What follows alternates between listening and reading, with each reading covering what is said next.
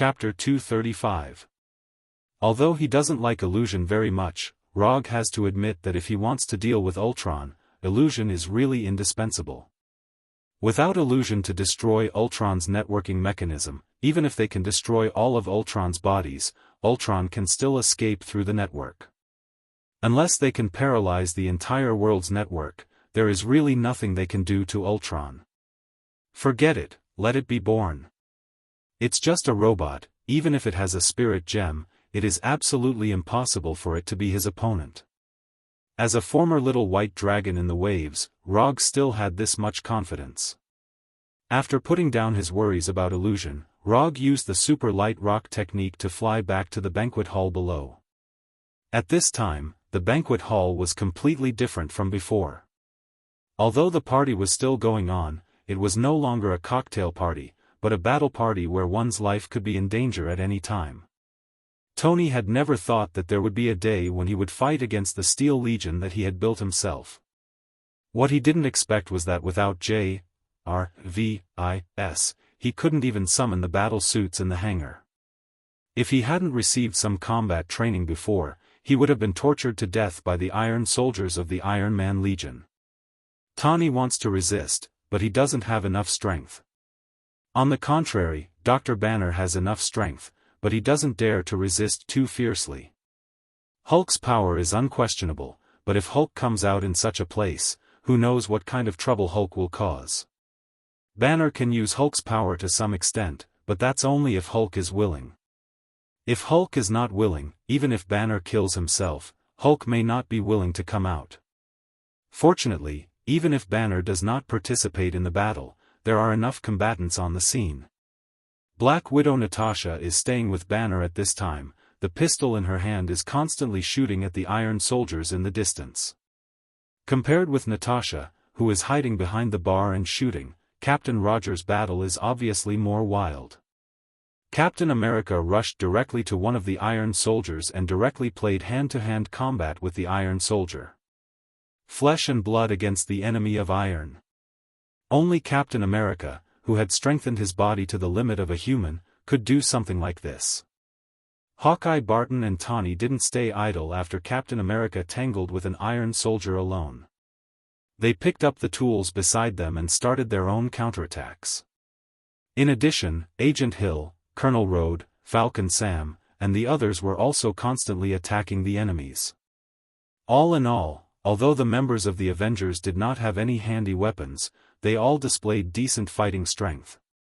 Tony, in particular, rushed forward with a barbecued meat pitchfork, jumped behind one of the Steel Soldiers, and stabbed the pitchfork in his hand into the Steel Soldier's neck. As the designer and creator of the Iron Soldiers, Tony clearly understood these Iron Soldiers the best. Tony was now very glad that he did not equip too many weapons on these Iron Soldiers. Other than the arc pulse cannon in his palm, only a few Iron Soldiers were equipped with small missiles. After the crazy bombardment just now, most of the small missiles on these Iron Soldiers have been consumed.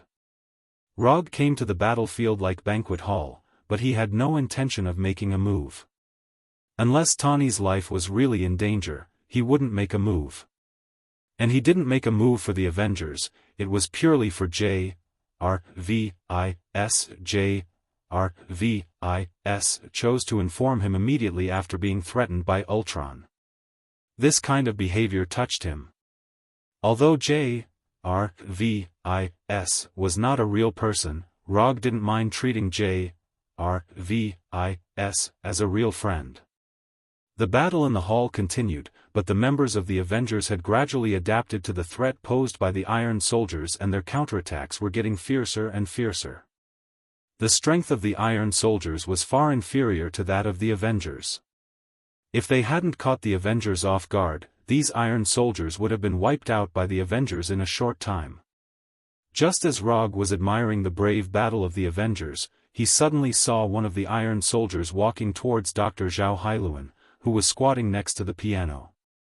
Dr. Zhao Hailuan was the only non-combatant present, and Dr. Zhao Hailuan was one of the key figures in the birth of illusion. Without Dr. Zhao Hailuan's cradle of life, Illusion's body wouldn't have appeared at all. In addition, Dr. Zhao Hailuan was also a temperamental beauty with good looks and a good figure. Therefore, Rog raised his hand and unleashed a thunder palm. 5 or 6 lightning bolts gushed out of his palm and directly attacked the iron soldier in front of Dr. Zhao Hailuan. Boom! Without any suspense, the iron soldier hit by the thunder palm instantly exploded and turned into pieces of wreckage flying in all directions.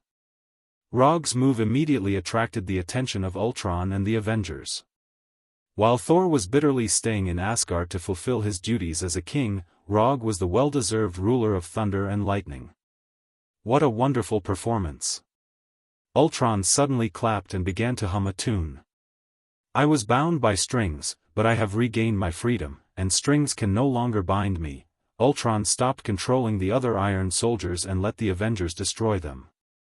To him, these iron soldiers were nothing more than puppets. When the Avengers destroyed all the iron soldiers, Ultron said again, "You want to protect this world, but you don't want to change it.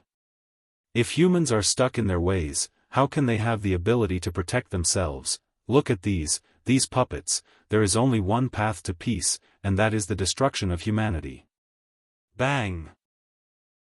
As soon as Ao Chuang finished speaking, Rogers of the American team threw out the iconic shield in his hand, shattering Ao Chuang's not-so-sturdy body.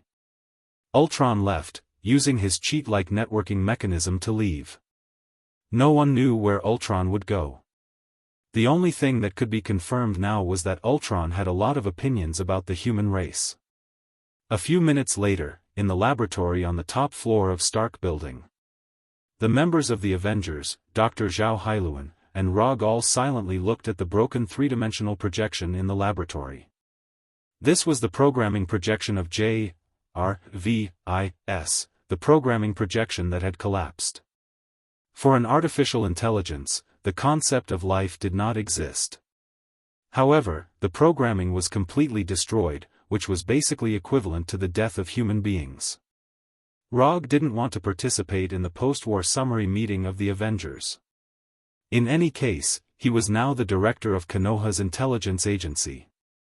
The tension between Konoha and the Avengers could be seen even by ordinary people. So it was actually quite ironic that he was here. Ultron cleaned up this place and then used the internet to escape. He has all the information, all kinds of documents, surveillance videos, and he may know more about us than we do about each other. Chapter 236. The members of the Avengers were all discussing Ultron. For example, JRVIS is the first line of defense, what to do if Ultron gets the nuclear weapon password, how to deal with another alien invasion, and so on. In the end, this post-war summary meeting became a battle of ideas. Rogers of the American team believes that the Avengers should not be like S.H.I.E.L.D., studying uncontrollable forces. Tani believes that they need all the power they can use to fight against the alien enemies who are eyeing the Earth. The last Battle of New York is a good example. Then how do you think we should face it this time? Tani asked Rogers. Unity. Captain America gave his answer. We will lose. Tani asked. Then we will fight side by side. Captain America still gave the same answer. From their current dialogue, it is not difficult to see that the two of them look at things from completely different perspectives. Tony was the rational one, while Team America was the idealistic one. This may also be the reason why there was a civil war in the Avengers later. Looking at the debate between Tani and Captain America, Rog was glad that this situation would never happen in Konoha. Because there is only one person who has the final say in Konoha, and that is, he has the final say. I hope to take the initiative to attack before Ultron is ready. The world is big, start to narrow the scope. Captain America made a concluding statement. Rog did not express any opinion on Captain America's decision. This is an internal dispute of the Avengers, and it has nothing to do with him as the director of Konoha Intelligence Agency. If it weren't for Tani's request, he wouldn't even be here. When Rogers left the laboratory, Tani took Rog to another office. The Ultron program is correct, but this time there were some mistakes in Ultron and it deviated from the original security protocol. Tawny said to Rog with a serious face. If he didn't know Tawny well, Rog would have regarded Tawny as a mad scientist like everyone else. I know. Ultron's design concept is of course correct, but you mixed it with uncontrollable forces. Ultron is a new Earth defense system carefully developed by Tawny, and there is certainly no problem with the design concept. If it weren't for Tawny's trick to use the calculation matrix analyzed in the Soul Stone, and if he seriously studied a new artificial intelligence and calculation matrix, this evil version of Ultron would not have been born at all. However, there are not so many ifs in the world, and now Ultron under the influence of the Soul Stone has misinterpreted the definition of peace. Tawny's program is to let Ultrons protect peace. Ultron's understanding of peace is to destroy all human beings to achieve world peace. If human beings are extinct, there will naturally be no war. To some extent, Ultron's peace plan is similar to Uchiha Madara's infinite Tsukuyomi plan. It was just that one was simpler and cruder, while the other was weirder. I knew you'd agree with me. Ultron's networking mechanism allows him to escape through the network at any time, so in order to eliminate him, we need a brand new perfect Ultron. Only in this way can we completely cut off the threat brought by evil Ultron. When the internal members of the Avengers didn't agree with his ideas, Rog's approval was particularly precious, which also made Tawny have a feeling of being a confidant. Fortunately, Rog didn't know Tawny's thoughts now, otherwise, he would directly burst Tawny's beautiful fantasy. He knew that Tawny's idea was right purely because he had seen the future. This has nothing to do with being a confidant or anything.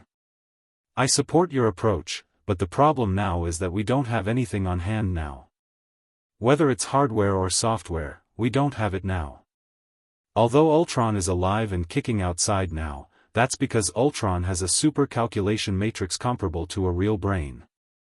Without this crucial calculation matrix, Ultron is at most a robot that can act according to instructions. I will take care of the calculation matrix, but I need you to lock the position of Ultron during this time and prevent him from further destruction. The system here in the Avengers has been completely destroyed by Ultron. We can't locate Ultron now, but your Konoha can. Tawny didn't mention the hardware problem of the Justice version of Ultron because this is the easiest one to solve. It's really not possible, and he can directly upload the calculation matrix to a certain Iron Man armor. Konoha can't locate Ultron now. Not long after J.R.V.I.S. informed me, Ultron invaded Konoha's headquarters. The situation here in Konoha will not be much better than in the Avengers. After listening to Rog's explanation, Tawny realized how serious the problem was now. They have become accustomed to the convenient life brought by the internet. Once they lose this right, everything will seem out of place. This is very similar to the disconnection syndrome described on the internet. The only difference is that the sequelae of disconnection are more serious. You may be able to start with vibranium. Rog didn't let Tawny go directly to Ulysses Crow. God knows if Ultron will still make a deal with Ulysses. Why? Tawny couldn't react for a while. If I were a robot, then I would definitely want my body to be made of the hardest metal. If Tawny couldn't react like this, then Rog would seriously doubt his IQ. I will ask them to pay attention to the whereabouts of Ultron in Konoha. When I deal with the Maximov siblings, if you still need my help, you can contact me. As soon as his voice fell, Rog left Stark Building in the Flying Thunder God and returned to Konoha's headquarters in Washington. How the Avengers solve the problem of Ultron is their own business. Compared to Ultron, what Rog wants to solve now is Walter's problem. The Walter siblings don't have a good impression of Tawny at all. If Ultron comes to them at this time, they don't have to think about what will happen. So Rog decided to remove this potential threat in advance. Ultron will return to the Avengers, Walter will belong to him, and everyone will take what they need. When Ultron finally intends to cause a world-ending disaster, he will stop Ultron according to the situation. After the emergency repair by Sky and the technical department, the communication system destroyed by Ultron was finally online again, and Rog finally contacted the Punisher far away in Sokovia. Then, he received a piece of bad news. The Punisher found the Walter siblings, and then it was an extremely unfair battle. No one died, but the Punisher and the Desperado team led by him lost their combat ability. The Scarlet Witch and Quicksilver defeated the Punisher and the Desperado. Chapter 237. The Punishers and the Desperados were no match for the Wanda siblings, and Rog was already mentally prepared for this. Otherwise, he would not have let Moonlight Stone and Abomination bring people over. But he did not expect that the Punishers and the others would lose so miserably. Without anyone dying, all of them had lost their ability to fight. This was much more difficult than severely injuring the enemy. After ending the call, Rog did not hesitate and began to sense the Flying Thor spell on the Punishers. At this time, he could only do it himself. Flying Thor. Rog crossed thousands of kilometers in an instant and teleported directly from Washington to Sokovia. When he arrived at the Punishers' camp, he found that the Punishers' situation was worse than he thought. The Punishers with their filth body could quickly recover even if they were cut in half. But at this time, the Punishers still maintained the appearance of missing arms and legs, and their right hands and legs had completely disappeared. The recovery effect of the filth body did not disappear, but the recovery effect was weakened to an unimaginable extent. After observing the Punishers for a while, Rog calculated the specific recovery time. 12 hours. It would take at least 12 hours for the Punishers to recover their original appearance. Apart from the Punishers, the Desperados were not any better. One or two of them seemed to have been completely drained of energy and lay weakly on the ground. Tell me, what happened to you guys? To be able to make the Punishers and Desperados look like this, it seemed that Hydra had trained Wanda and Pietro a lot. After a few seconds of recollection, the Punishers began to talk about their battle with the Wanda siblings. The battle process was similar to what Rog had imagined. Pietro broke through the Punishers' line with amazing speed and restrained their attacks at the same time. Although Quicksilver Pietro was very fast, his attacks lacked sufficient power in the face of the Punisher and the Desperation Warrior, each with an abnormal recovery ability. What really made the Punishers lose their ability to resist was the Scarlet Witch Wanda, who seemed to be no threat but attacked strangely as soon as she made a move. In the beginning, Wanda only controlled the Scarlet energy to attack them, or to confuse their minds from time to time. But when she discovered that the Punisher could quickly recover, she gave the Punisher an unexplainable energy attack. After being struck by the Crimson energy, the Punisher's recovery ability became extremely slow. In the end, the Punisher and the others lost their ability to fight, and the Walter siblings won. After listening to the Punisher's explanation, Rog let out a sigh of relief. When he'd first contacted the Punisher, he'd thought that Walter had already obtained chaos magic and the ability to modify probabilities. That was why he'd been able to defeat the battle-hardened Punisher so easily. But now, it seemed that Walter's ability had not improved to the terrifying level it would become in the future. The lack of chaos magic and the ability to modify probability was a good thing. This was a good thing for Rog and the entire world.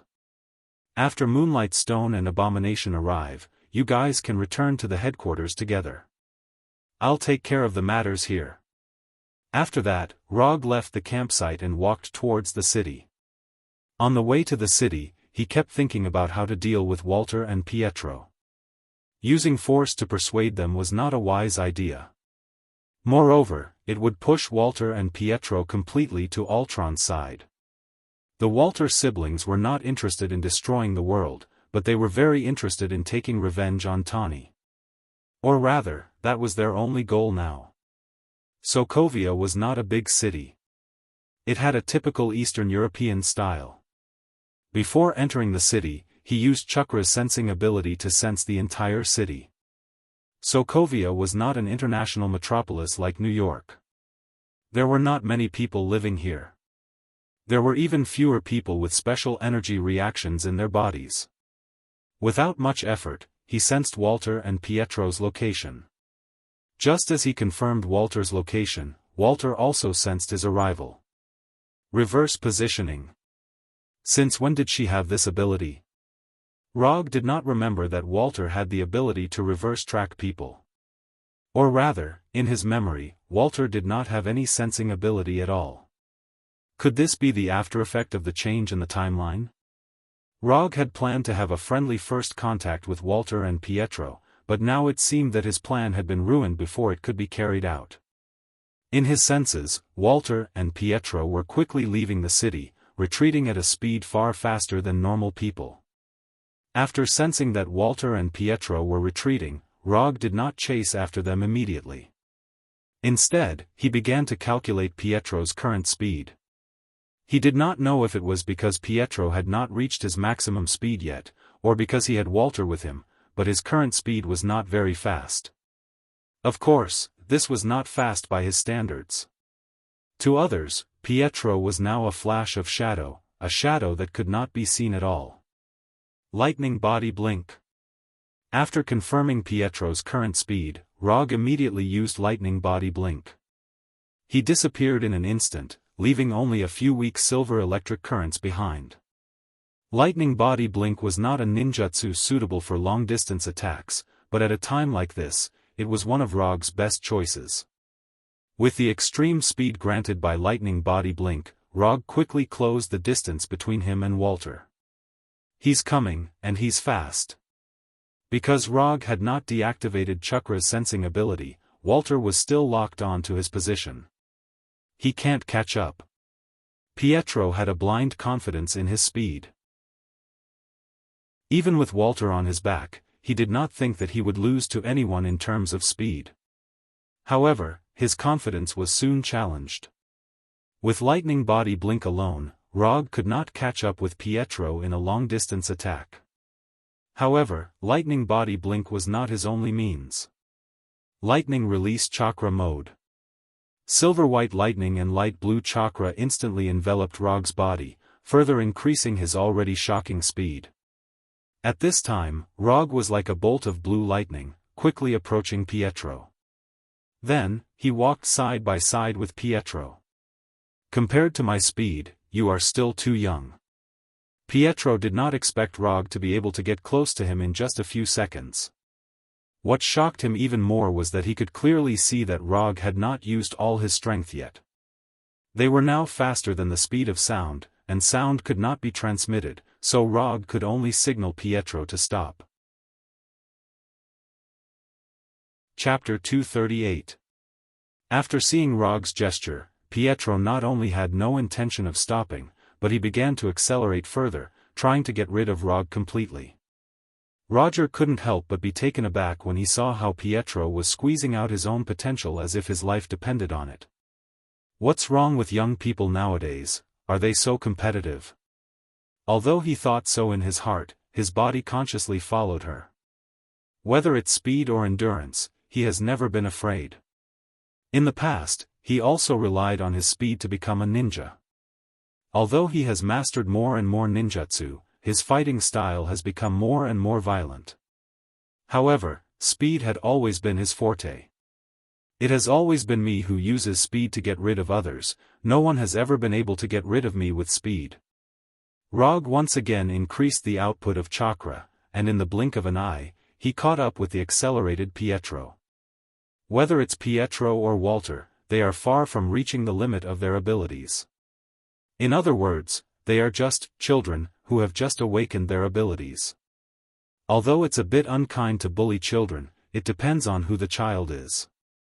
Since mastering the ability to move at high speed, it's the first time Pietro has met an enemy like Rog who also has the ability to move at high speed. For a long time, Hydra's combat training for him was based on the premise that his speed was far superior to the enemy's. This also directly led to Pietro not knowing how to deal with Rog, whose speed was no worse than his own. So, he instinctively chose to keep running. Run faster. Just a little faster. Be faster. Pietro, with Walter on his back, ran like a crazy bullet out of a gun. He didn't know where he was going, and he didn't know how long he had to run.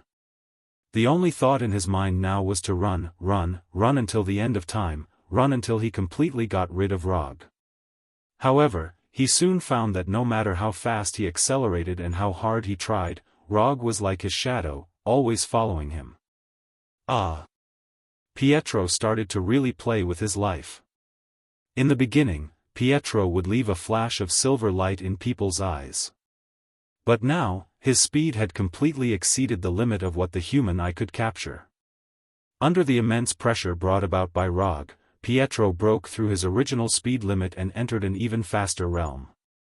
At this time, Pietro felt as if he had entered a slow-motion world.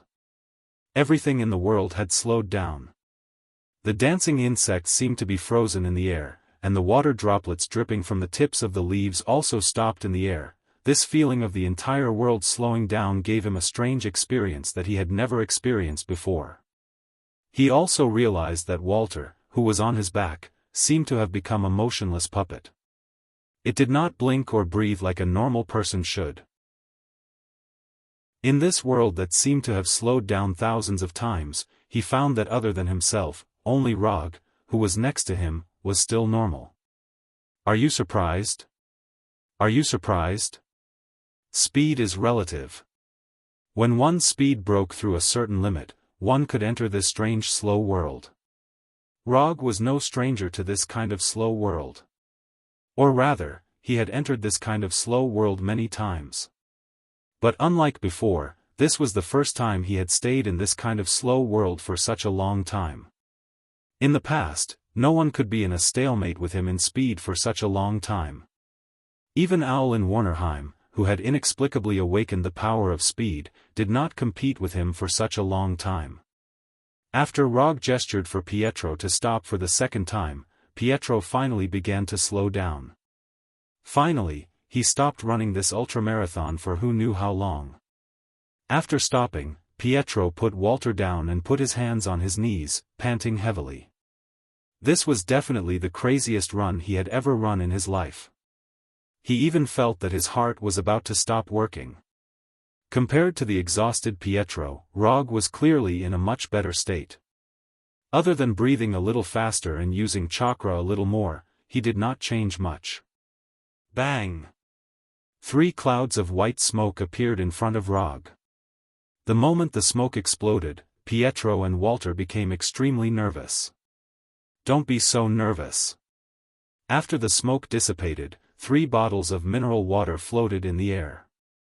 When the mineral water was about to fall to the ground under the influence of gravity, Rog first threw 2 bottles to Pietro and Walter, then grabbed the last bottle. Drink it.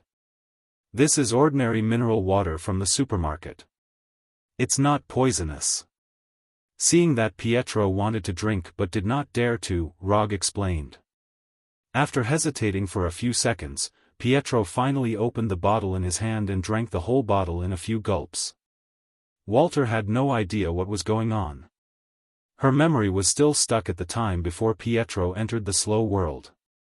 Without high-speed thinking, she could not detect the existence of the slow world. To her, the slow world was a world that did not exist. The time was too short, and her thinking ability was limited. Naturally, she could not generate the corresponding memories. Rog also did not have high-speed thinking ability. The reason he could not be affected in the slow world was purely because of the after-effects of playing Thor too much. Of course, there was also the side effects of the Sage Body and Raitan Chakra mode. Without these, he would be like Walter, ignorant of the slow world. Since everyone has calmed down, I will introduce myself first. I am. Before Rog could finish, Walter interrupted him. We know who you are. Yondaime Hokage Rog, former member of the Avengers, the current director of Konoha's intelligence agency, a good friend of the war merchant Tony Stark. Although Walter's tone was a bit cold, for some reason, the image that appeared in Rog's mind was a little girl pretending to be an adult. This introduction is so simple, bah. This introduction is so round, no. This introduction is so complete, yes, complete, very complete. After suppressing the messy thoughts in his mind, Rog's normal thinking finally came back. Since you all know, then I'll be straightforward. I am very optimistic about the two of you. If you are interested, I intend to invite you to join Konoha's intelligence agency. Also, although my personal relationship with Tani is not bad, I personally strongly condemn Stark Industries' previous behavior of selling weapons. I am a lover of peace. Strictly speaking, Rog is indeed a lover of peace. It's just that the standard of peace in his mind may be somewhat different. Chapter 239. Neither Pietro nor Walter expected that the Rog who appeared in front of them would be completely different from what they had imagined. Whether it was their own understanding or the information that Hydra had instilled in them, Rog was a cruel and ruthless executioner. He was powerful, cold-blooded, tyrannical, and regarded human life as nothing. This was their understanding of Rog. But obviously, the Rog who appeared now was very different from the Rog they had imagined. They could not tell how powerful he was for the time being. But his speed was pretty good. Cold-blooded, tyrannical, and regarded human life as nothing at all. No matter what, you are an accomplice of the United States. You are an accomplice of Tony Stark. At this moment, Roger looked harmless to humans and animals, but the deep-rooted impression of him was not easy to change. Especially since he had a good relationship with Tani. I know you won't believe anything I say, so I'm going to use another method to prove my sincerity. As he spoke, Rog took a few steps forward and then continued to say to Walter, I know you have the ability to read other people's thoughts and memories. I can let you check my brain. If you still think I have malicious intentions after reading it, you can refuse my proposal. Although Pietro was the older brother, the one who really made the decision was always Walter. Don't ask why, because if you did, you would be a sissy maniac. Are you sure? After hearing Rog's words, Walter showed a look of disbelief. Ever since she awakened her superpower, everyone except Pietro wanted to stay as far away from her as possible, although they did not say it on the surface. Letting someone check her brain was tantamount to opening up all her thoughts and memories to others. No one would like this feeling, even a couple who loved each other until the end of time would not like the feeling of having all their secrets explored. Weirdo, he was a weirdo. Looking at Rog's handsome face full of sincerity, Walter suddenly had a strange feeling. Although he could rely on his face to make a living, Rog still preferred to rely on his talent and sincerity to communicate with others. Getting Walter to check his mind was something he had prepared for a long time. As early as 3 months ago, he had been preparing for this matter. As a transmigrator, he naturally had many secrets that only he knew. Regardless of whether it was his transmigration, the system, or the events in the future, they were all things that he could not let others know about. However, in order to gain Walter's trust, he decided to take a risk. Of course, he wouldn't let Walter know about this. Therefore, he spent 3 months researching a high-level illusion technique that would not be of any help in combat. This illusion technique was the pinnacle of his work so far. Even the spiral electromagnetic cannon couldn't compare to the difficulty of this illusion. Illusion, memory seal. He used illusions to completely seal away certain memories. This illusion could be used on himself or others. The duration of the seal could also be controlled. At its longest, it could last until the victim died. At its shortest, it could last a few minutes or a few hours. To use this illusion, apart from being extremely proficient in illusions, one also had to use the eye power of the Sharingan to the limit. Even with his current eye power, he would need 3 days to recover his eye power after using it once. Moreover, he couldn't use any other Sharingan illusions during these 3 days. The high difficulty of cultivation, coupled with the high consumption of eye power, naturally brought about the perfect results. He had tested this illusion on many people, and none of them had failed. Moreover, no one had noticed anything. Gwen, Sky, Moonlight Scala, Sharon Carter, the results of the test were perfect, but this might also have something to do with the fact that they weren't proficient in spiritual power. As for whether this illusion could fool Walter, he wasn't completely sure. This was the only thing he had to take a risk on now. However, considering his beautiful life in the future and the power of the Manjikyu Sharingan and Susanoo, he decided to take the risk. Even if Walter really did notice, he could still get rid of Walter's detection immediately. Under Walter's gaze, Rog walked up to her step by step. At the same time, he used the memory seal on himself. The moment he came in front of Walter, the memory seal took effect and sealed all the secrets he wanted to hide. At this moment, everything about transmigration, the system, the future timeline, and so on completely disappeared from his mind. At the same time, his memories before transmigration and everything related to the memory seal were also sealed. Therefore, when he came in front of Walter, he had a confused expression. He felt like he had forgotten something, but he couldn't remember what he had forgotten. He couldn't even be sure if he had forgotten anything. What's wrong? Walter asked after seeing the confusion on Rog's face. Nothing. You can start any time.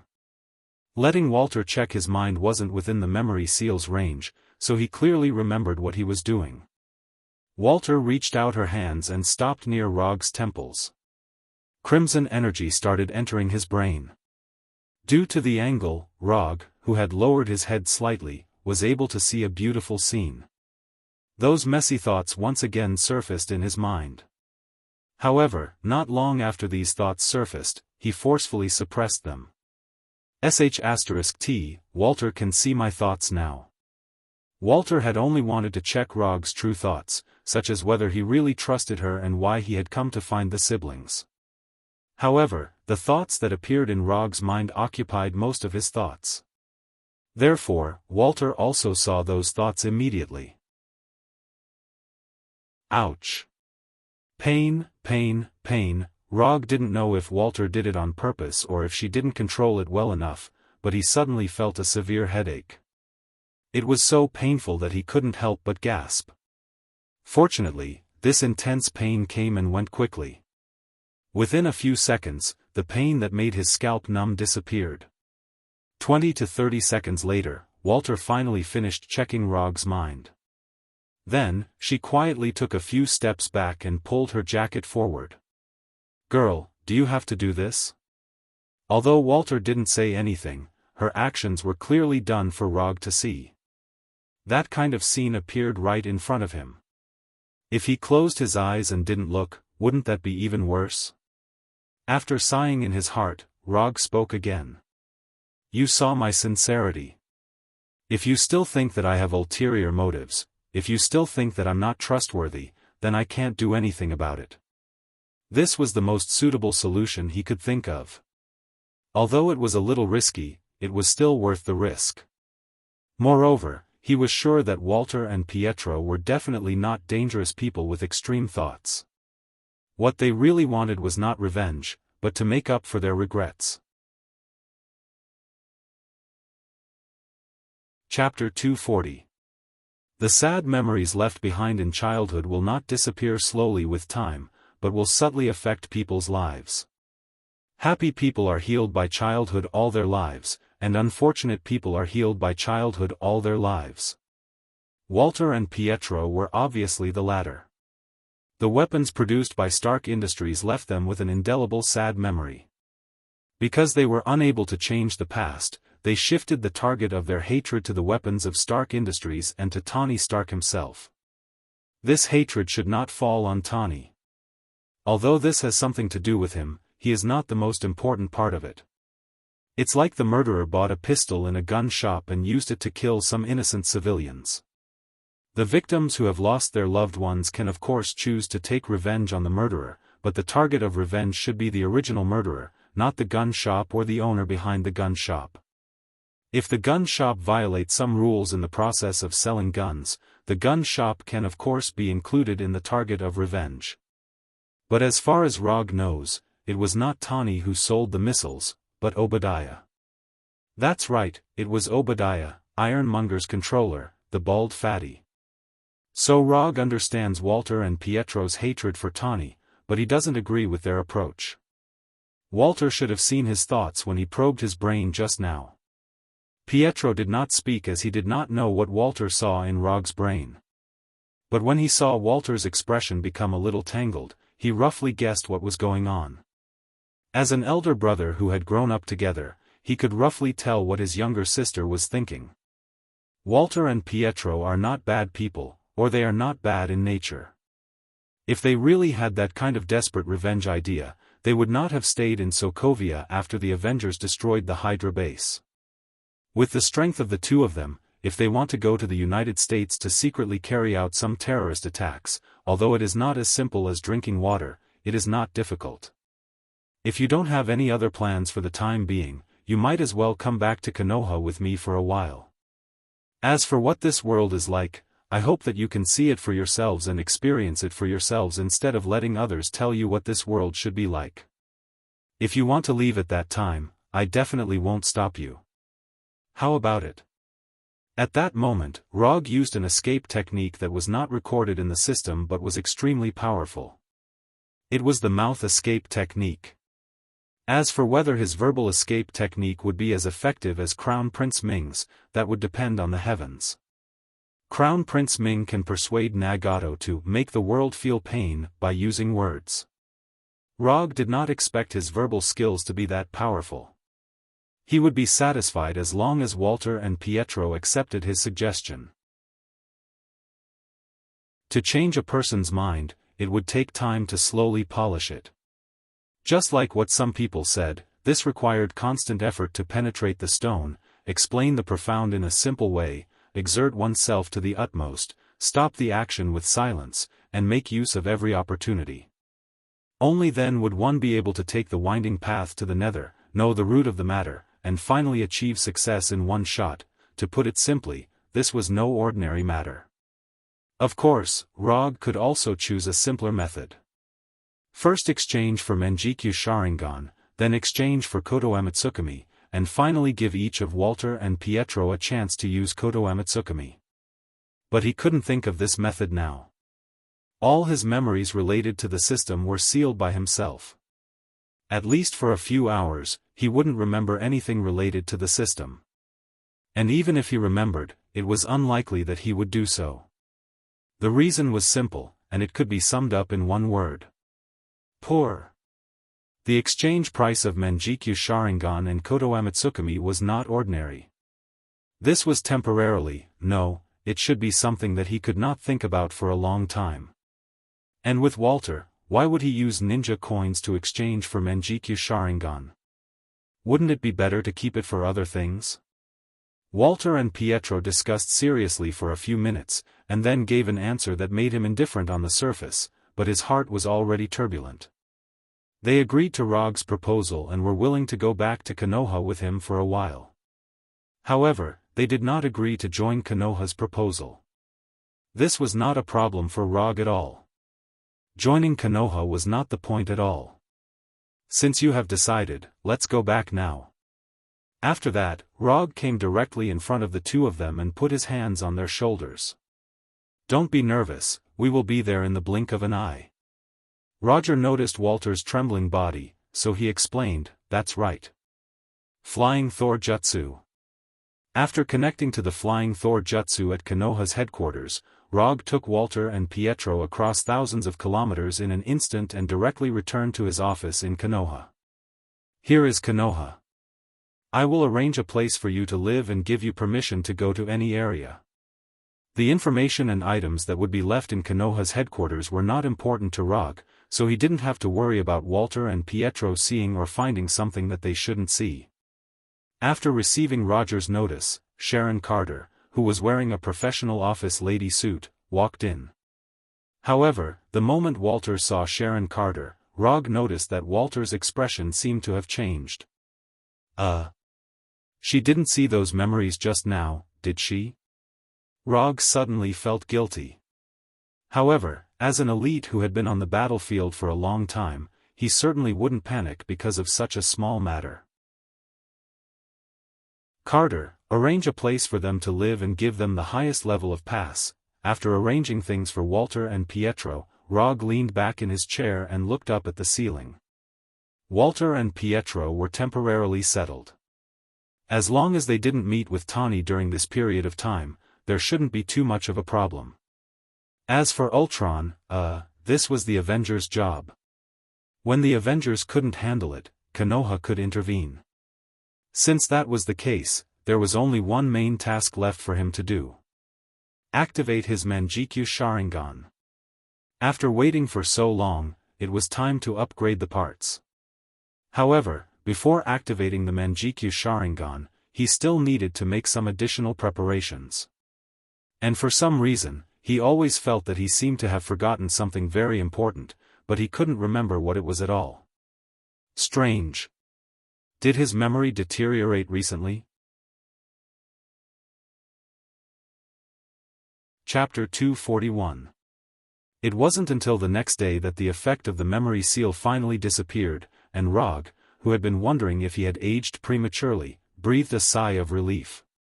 For the next few days, he basically accompanied Wanda Pietro to experience the real world. During this time, Pietro didn't give up and had another speed competition with him. This time, he didn't use Raitun Chakra mode to bully Pietro, but used the simpler and more violent Flying Thor. After quietly leaving a Flying Thor on Pietro's body, he easily won the competition, and at the same time, planted a deeper psychological shadow in Pietro's heart. In general, these days were more relaxed and happy, and Walter and Pietro trusted him more. Except for some unpleasant episodes when Sky and Walter met for the first time, everything else was under Rog's control. Of course, in these days, he didn't forget to ask the intelligence department to search for information about Ultron. An intelligent robot that wanted to destroy human beings was still alive and kicking outside, which was always a bad thing. However, he didn't spend too much time on Ultron, but mainly on Walter. In order to use Walter's ability to awaken the Manjikyu Sharingan, he needed to let Walter know in advance about his plan to awaken the Manjikyu Sharingan. Otherwise, Walter might not cooperate with him on this plan that looked like self-harm. This preparation process took him a lot of effort. Several times, he even almost forced himself to seal his own memory seal again. Although it was more difficult than he thought, he finally completed the preparation. Late that night, after completing the preparation, Rog took Walter to his private training room. In the whole of Konoha, only he had the authority to enter this training room. Even Sky, who developed the headquarters system, didn't have this authority. There was nothing special about the training room, except that it was big enough, about the size of a football field. Moreover, unlike other training rooms, this one was set up 10 meters underground. I've told you what to do in the past few days, just wait and do it. Rog looked at Walter in front of him calmly, and his tone was serious. Awakening the Manjikyu Sharingan is not an easy task. Although he had studied this plan in detail for a long time, no one could guarantee that he would be able to successfully activate the Mangekyo. Yes. Walter replied solemnly. Then let's begin. Roger sat on the floor of the training room as if he was meditating. Then, he took a deep breath. When Rog closed his eyes, Walter came behind him and placed his hands on both sides of his head. Strange crimson energy appeared in Walter's hand and slowly entered Rog's head. A few minutes later, the crimson energy in Wanda's hand gradually disappeared. Walter had already done what he needed to do. The rest was up to Rog. Looking down at the motionless Rog, Wanda hesitated for a few seconds before leaving the training room. As soon as Walter stepped out of the training room, the 10-centimeter thick alloy door closed slowly, sealing the training room completely. On the way back to his room, Walter looked up at the surveillance camera in the hallway and smiled meaningfully. Sky, who was in his room, saw Walter's smile through the surveillance screen. He snorted in dissatisfaction and turned off the screen. Roger did not ask Walter to create any scenes of the death of his beloved. He only asked Walter to trigger and magnify the negative emotions in the depths of his instincts. Anxiety, anger, sadness, jealousy, fear, and other negative emotions in the depths of human nature were all stimulated by Walter's crimson energy. They kept magnifying and distorting. It was as if Rog had completely lost his ability to think. Intense negative emotions took over his mind, and he fell into an abyss of pain that belonged only to him. Time passed day by day. Without realizing it, Rog had already stayed in the training room for 5 days. In these 5 days, Sky wanted to open the door to the training room more than once to see if Rog was doing well.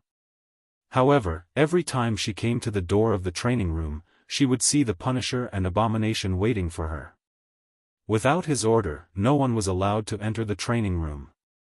This was the absolute order that Rog gave to the Punisher and Abomination. Of course, just in case, he also set a deadline for himself. 15 days.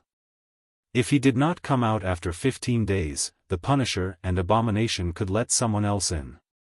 Another 3 days passed as they waited anxiously.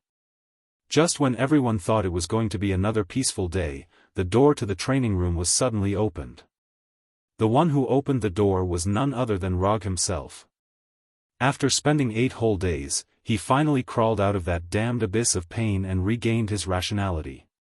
When the door to the training room opened, the first to react was not the Punisher and Abomination, but Sky, who would stay in front of the door for a long time every day. "Prepare food for me, I'm starving." Roger took the initiative to speak when he saw Sky's shocked expression. What he can be sure of now is that he has successfully upgraded his 3-Tomo Sharingan to Manjikyu Sharingan. But what's embarrassing is that he still doesn't know what his Manjikyu Sharingan looks like. The reason is simple, he doesn't have enough chakra to open his Manjikyu Sharingan. Although this seems a bit funny, it really happened to him. More than half an hour later, after eating his first meal in 8 days and taking a good bath, Kuroto came to the bathroom mirror wrapped in a bath towel.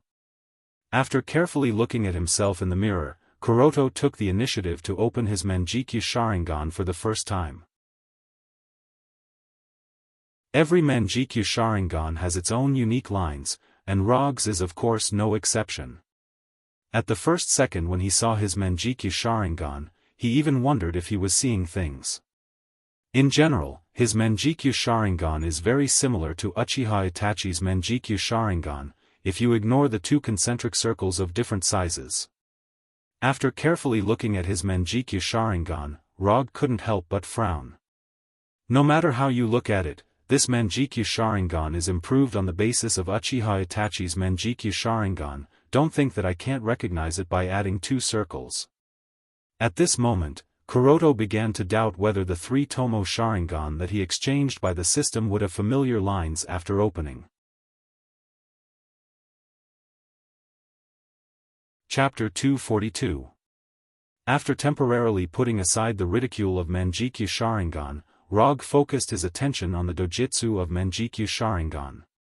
Every Manjikyu Sharingan awakens a powerful dojitsu. Depending on the actual situation of the eye-opener, the dojitsu awakened by Manjikyu Sharingan will also be different. For example, Uchiha Itachi, because he was good at Genjutsu and Katan, he awakened Tsukuyomi, known as the strongest spiritual attack, and Amaterasu, the most advanced ninjutsu of Katan. And Uchiha Sasuke, who was also good at Katan, also awakened Amaterasu. But because Sasuke was also good at Chakra's form change, the dojitsu awakened in his right eye can control Amaterasu's form change at will. Normally, the dojitsu awakened by Manjikyu Sharingan will be closely related to the eye-opener, and it is a qualitative improvement of the eye-opener's strength. But at this time, Rog was not very assured about his awakened Manjikyu Sharingan. The Manjikyu Sharingan pattern, which is very similar to Uchiha Itachi's, gave him some bad premonitions. After suppressing the uneasiness in his heart, he began to search for information about his Manjikyu Sharingan in his mind. Time passed second by second, and when he carefully browsed through the additional Manjikyu Sharingan information in his mind, his face became more and more ugly. He still overestimated the system's moral bottom line. But this is normal, a system that is not even willing to redesign the Manjikyu Sharingan pattern, its bottom line can't be that high. Left eye dojitsu, Tsukuyomi. Right eye dojitsu, omniscient panorama. Yes, the dojitsu of the left eye is Uchiha Itachi's Tsukuyomi, known as the strongest spiritual attack. It pulls the enemy into the Tsukuyomi world and controls all the factors such as time, space, and gravity in the Tsukuyomi world. No matter how much time passes in the Tsukuyomi world, it is only a moment in the real world. If it is cracked, the caster will suffer serious backlash. The only difference is that the casting range has been increased to 20 meters. Because Tsukuyomi is a visual genjutsu, if the opponent doesn't see Menjikyu Sharingan, Tsukuyomi won't work. As long as the Menjikyu see Menjikyu Sharingan within Tsukuyomi's casting range, whether the opponent sees it through the reflection of a mirror, wearing sunglasses, or inside the armor, will be affected. Therefore, the best way to resist was to not look into Rog's eyes. As for the method to crack it, the information provided by the system did not contain any relevant information. There was no doubt about Tsukuyomi's might. Furthermore, with Immortal Hashirama's body, Rog didn't need to worry about Tsukuyomi's side effects. Although his current sage body is far from Hashirama's level, it's still Hashirama's sage body. It's much better than Hashirama's cells. However, he couldn't understand why he had awakened an illusion-type eye technique like Tsukuyomi. In addition to occasionally using the Sharingan to cast genjutsu, or developing a few genjutsu himself, Kuroto doesn't use genjutsu much. If possible, he would like to awaken a ninjutsu dojitsu, except for Amaterasu. Although it wasn't the ninjutsu dojitsu he wanted the most, Tsukuyomi was still considered a very powerful dojitsu. It seems that I have to study more illusions in the future. Rog sighed silently. After retracting his attention from his left eye's eye technique, Tsukuyomi, he began to browse the specific information of his right eye's eye technique, Manifestation of the Forest. Manifestation of the Forest, this is a dojitsu he has never heard of. And in the exchange page of the system, he has never seen this dojitsu. Compared with the detailed introduction information of Tsukuyomi, the introduction of Manifestation of the Forest is obviously much simpler. Plunder the power of others and store it in the right eye for use. It's not difficult to understand, but it's not that simple to use. First of all, plundering has the possibility of failure. The stronger the target, the higher the probability of failure. Then, the power stored cannot exceed the limit of his tolerance. Finally, the more power is plundered, the easier it is to suffer a backlash when using it. To put it simply, Manifestation of the Forest is a dojitsu with a high growth rate, but the higher the growth, the greater the chance of backlash. Without plundering the ability of others, Manifestation of the Forest is useless. If he plundered too many abilities, it would also endanger the caster. This is a very typical double-edged sword ability. If it's not done well, it can easily endanger the caster's own safety. After failing to get the prize he wanted twice in a row, Rog sighed again. But in any case, he has completed the small goal of opening Menjikyu Sharingan, and he has obtained 2 pretty good dojitsu. More importantly, after opening Menjikyu Sharingan, he finally has the qualifications to open Susanoo.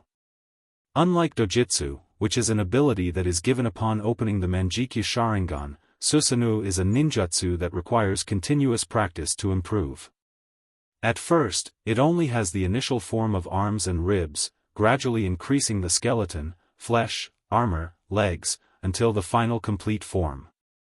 Opening a Gundam is one of his ultimate dreams that he has long determined.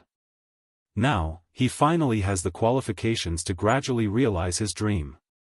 Yes, he just has the qualifications to do so. Due to some unavoidable factors, he can't even use the most basic initial form. After all, he has just opened Menjikyu Sharingan. No matter how talented he is, it's impossible for him to use Susanoo as soon as he opens Menjikyu Sharingan. It's not scientific. After confirming his Menjikyu Sharingan, he returned to his bedroom and began to rest. That night, he slept peacefully and contentedly. Except for being woken up by a phone call at noon the next day, everything was very good. The person who called him was none other than Tani, who was looking for Ultron all over the world. "Rog, where are you? We are in trouble." As soon as the phone was connected, Tani's voice came over, and from the background, he heard some very fierce explosions. "Calm down. Tell me, what kind of trouble are you in?" Although Tani's voice sounded a little urgent, Rog didn't think that they would encounter any big trouble. "Banner is out of control, and he is crazily destroying Seoul. Barton and Natasha are seriously injured and have completely lost their combat ability. Now it's just me and Roger." Tani said quickly. While he was talking, there were continuous explosions coming from his side. "If you have time now, you'd better come over as soon as possible. This place is worse than New York. Damn it, they are coming again." After saying that, Tani hung up the phone. Rog looked at the phone in his hand with a dumbfounded expression, and his mind was full of questions. Banner is out of control? The situation in Seoul is worse than New York? Shouldn't Ultron be working on the Justice from Heaven peace plan? How come there is such a big battle in Seoul? What happened in the past few days? Chapter 243. More than half an hour later, in his office, Rog finally roughly figured out the current situation in Seoul. One word can perfectly describe it: chaos.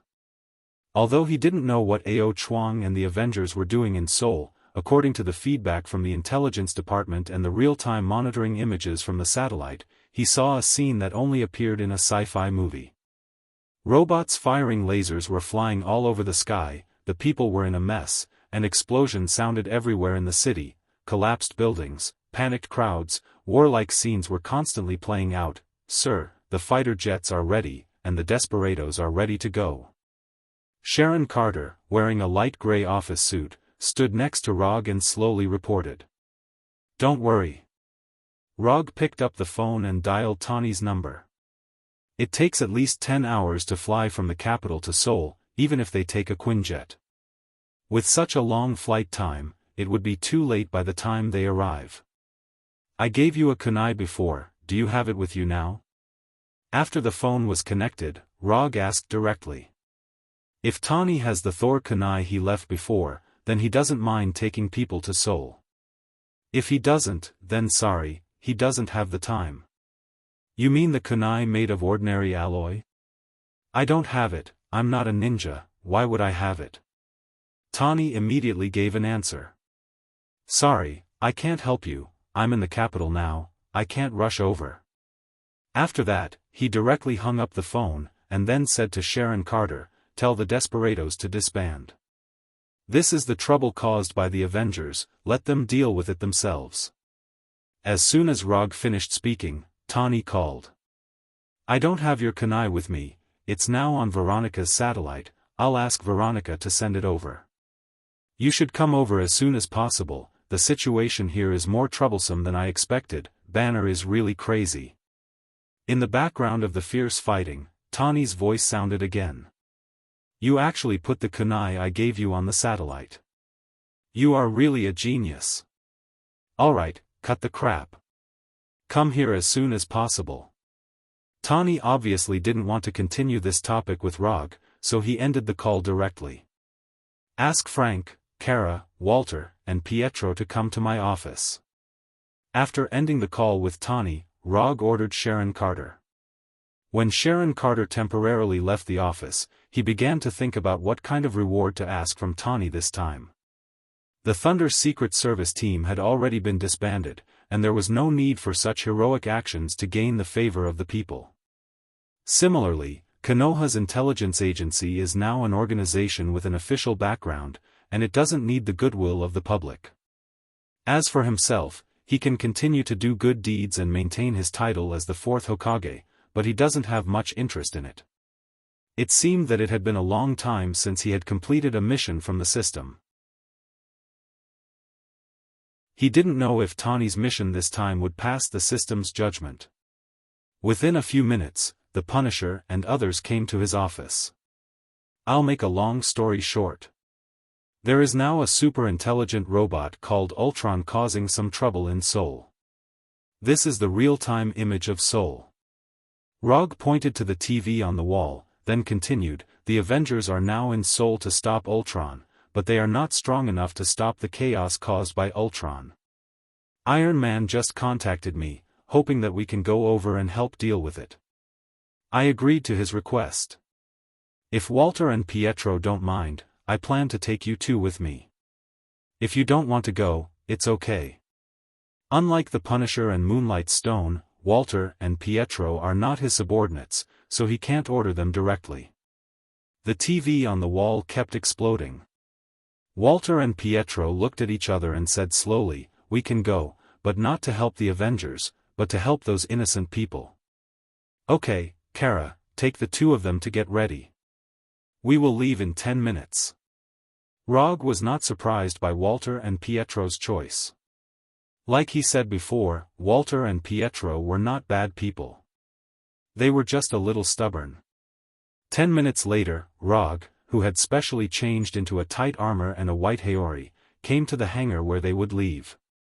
The Punisher had changed into Konoha's black combat uniform and was covered in weapons. He even had a Gatling gun on his back. Moonlight Stone Kara had also changed into her white uniform that fully showed off her feminine charm. Compared to the Punisher and Moonlight Stone, Walter and Pietro's clothes were much more normal. They were just slightly more suitable for moving around.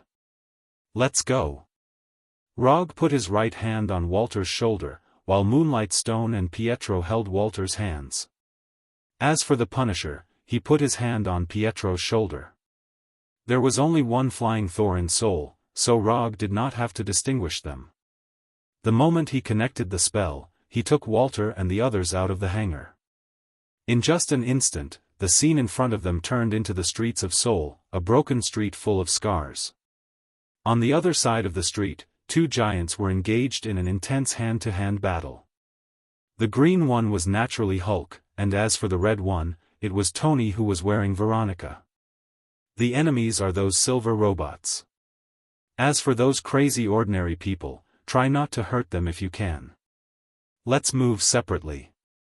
In such a chaotic battlefield, there were no specific instructions to give. Anyway, at a time like this, only Ultron's robot army and those crazy ordinary people would take the initiative to attack them. Mokuton Jutsu. Although Hulk was still more than 100 meters away from him, Rog still summoned the wooden Arhut in advance.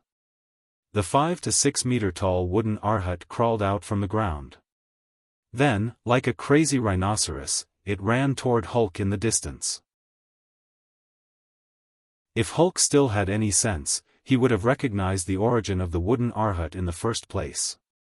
Unfortunately, he didn't have that kind of rationality right now. Boom. The wooden Arhut smashed into Hulk like a speeding heavy truck, sending the huge Hulk flying several tens of meters away. Tani had already noticed Rog's arrival. When Arhut slammed into Hulk, he controlled the severely injured Veronica to fly to his side. You're wearing Veronica and you're still in such a mess. This is not your style. Chapter 244. That's because you haven't seen the crazy banner. He's much more powerful than he said. Tani answered tiredly. Although he was wearing the Mark 44 anti-Hulk armor specially made for Hulk, this intense battle still made him tired. He's Hulk, not Banner. Rog corrected Tani. Okay, Hulk. Anyway, the crazy Hulk is very difficult to deal with now. If you don't come, I can only hold on for another half an hour at most. While talking, Tani controlled the anti-Hulk armor to replace the damaged parts. What did you do with Ultron? It doesn't look like it was done by Ultron at all. Ultron has an army of robots, which is normal.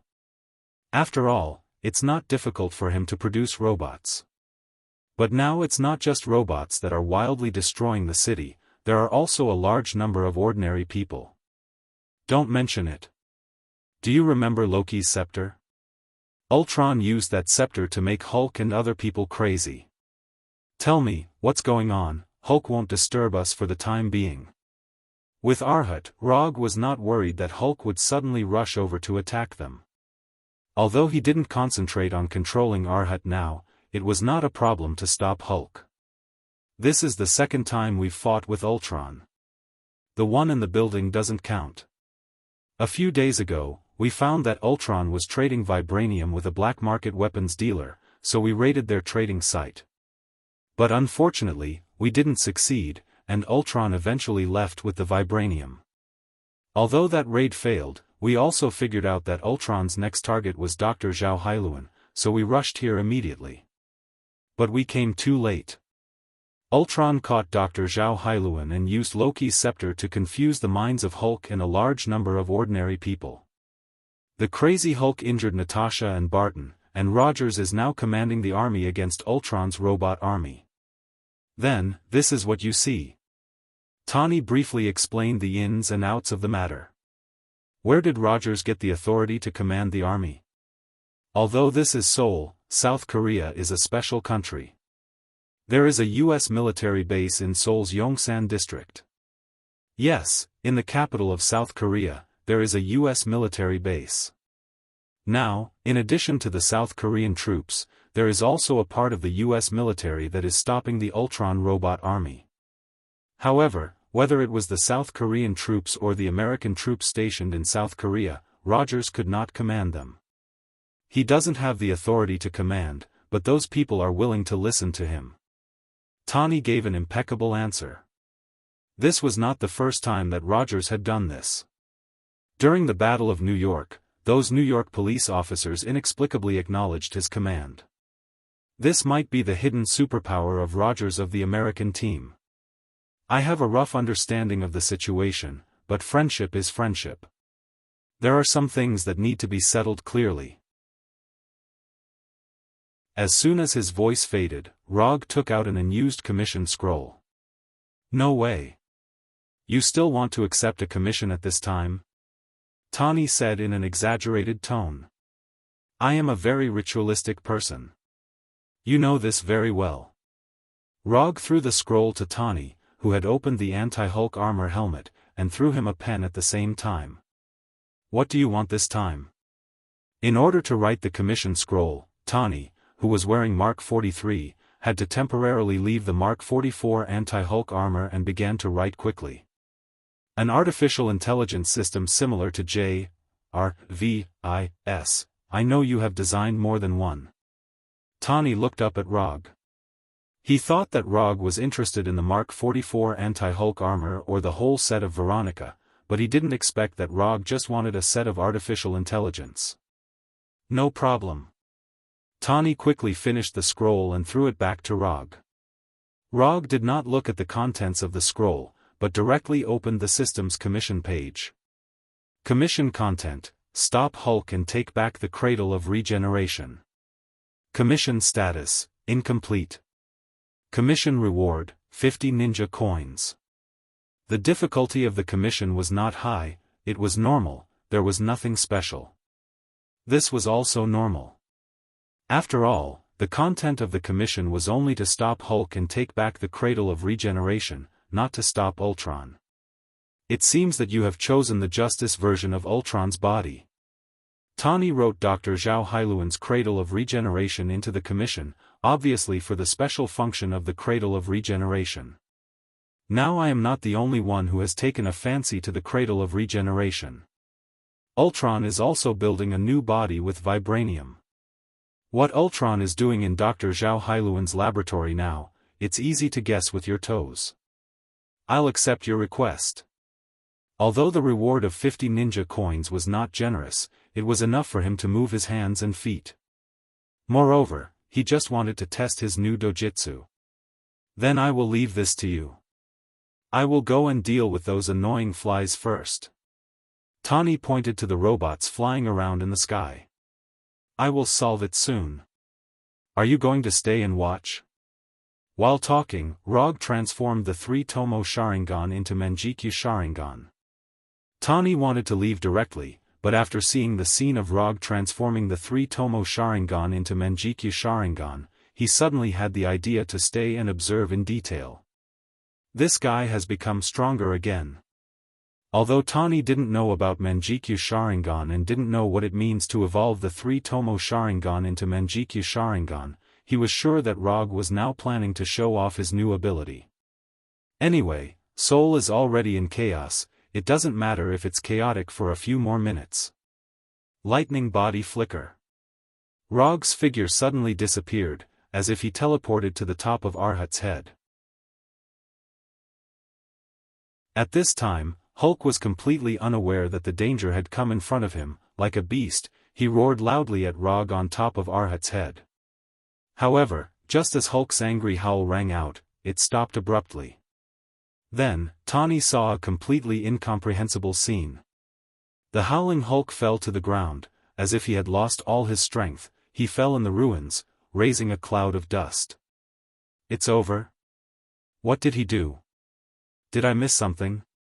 Tani thought that Rog's speed was too fast, so he didn't see how he did it.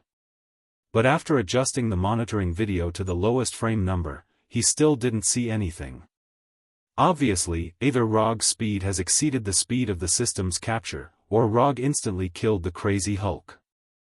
There must be something wrong with the armor when he was fighting with Hulk, it must be like this.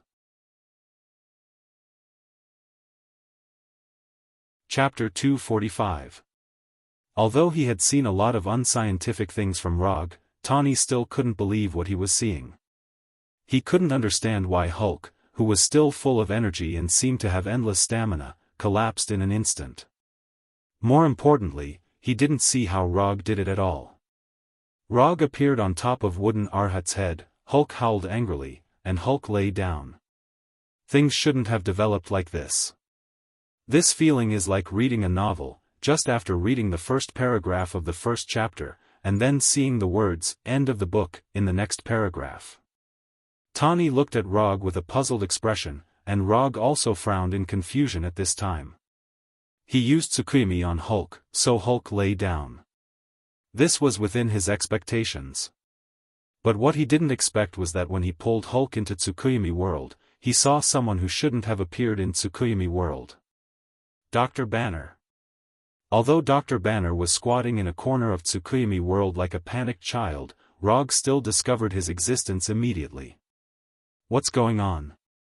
Why did he pull Banner in? This doesn't make sense.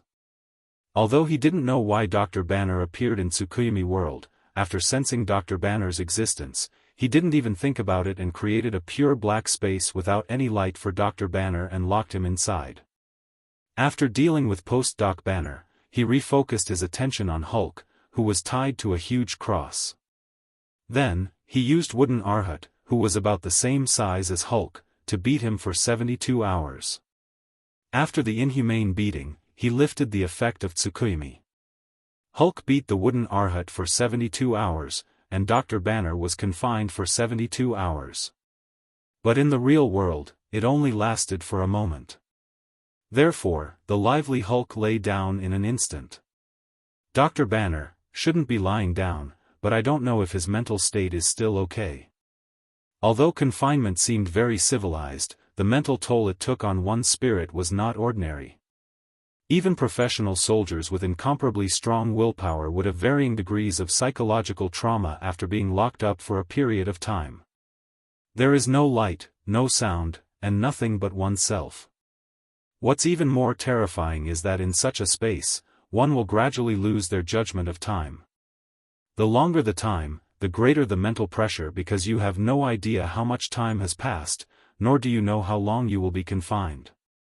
That kind of helplessness and depression is enough to break anyone's mental defenses. If it doesn't break through, it means that you haven't been confined for long enough. Generally speaking, the confinement in the military. But considering Dr. Banner's, and mainly Hulk's, he's Hulk, Rog only locked him up for 3 days before releasing him. Although it was not long time, it was enough time to leave a deep impression on him. After personally casting Tsukuyami once, Rog gained a better understanding of the illusion spell. There is no doubt about Tsukuyami's power, but the side effects are also extraordinarily great. Even though he now had immortal Hashirama's body that hadn't completely evolved, he still felt mentally exhausted after casting Tsukuyami. Hulk and Banner stayed in Tsukuyami's world for 3 days, and his mind also stayed in there for 3 days. This is also an unavoidable small flaw of Tsukuyami's powerful illusion. But fortunately, he only felt a little mentally exhausted, and there was no real physical damage. Mental exhaustion is only a small problem. What he is more concerned about now is how Banner came in. Normally speaking, he only used Tsukuyami on Hulk, so Hulk would be the only one who was pulled into Tsukuyami's world, but Banner came in with him. Although the place where he came in was different, it was still in Tsukuyami's world. Is this a side effect of sharing a body, or does Hulk and Banner have a mysterious mental connection? If the conditions permit, Rog doesn't mind finding out the answer now. But unfortunately, the actual environment here doesn't allow him to do so, and he still has a commission to complete. Because his stamina hasn't been consumed much, the current Hulk won't return to Banner's appearance for a while.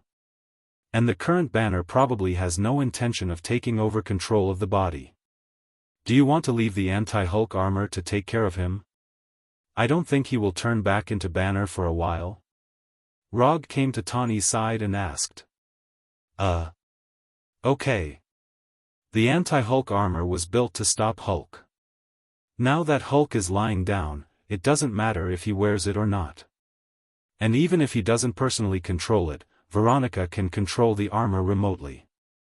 After leaving the anti-Hulk armor to protect Hulk, Tawny and Rog flew towards Dr. Zhao Hailuan's Black Gold Genetics Research Laboratory. Tawny was already used to Rog's flying ability.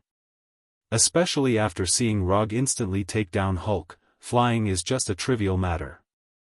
Dr. Zhao Hailuan's Black Gold Genetics Research Laboratory wasn't very far away, but on the way to the laboratory, they were harassed by Ultron's robots. These mass-produced robots didn't cause them much trouble. The only result was that they conveyed the message that they were on their way to the laboratory to Ultron. On the way to the laboratory, they happened to meet Walter and Pietro, who were fighting Ultron's robots. Tawny didn't know Walter and Pietro. He was just a little interested in the superpowers displayed by Walter and Pietro. They are my new friends, brother and sister. The man is called Pietro and the woman is Walter. They are. Before Rog finished speaking, Walter, who was attacking the robots with crimson energy on the roof, threw an energy blast at Tawny. Tawny didn't expect Walter to suddenly attack him, especially when Rog was introducing the two of them. Not only did Tawny not expect this, but Rog also didn't expect Walter to attack without warning. Caught off guard, Tawny was sent flying more than 10 meters away. He then adjusted his flying posture. If not for Mark 43's strong defense, Walter's energy attack might have directly hurt Tawny inside the battle suit. Tawny wasn't the kind of person who would take a loss silently. As soon as he adjusted his flying posture, he threw 2 arc pulse cannons at Walter. The arc pulse cannons were very fast, but Pietro was even faster. Pietro instantly came to Walter's side and helped her dodge the arc pulse cannons. Boom! Boom!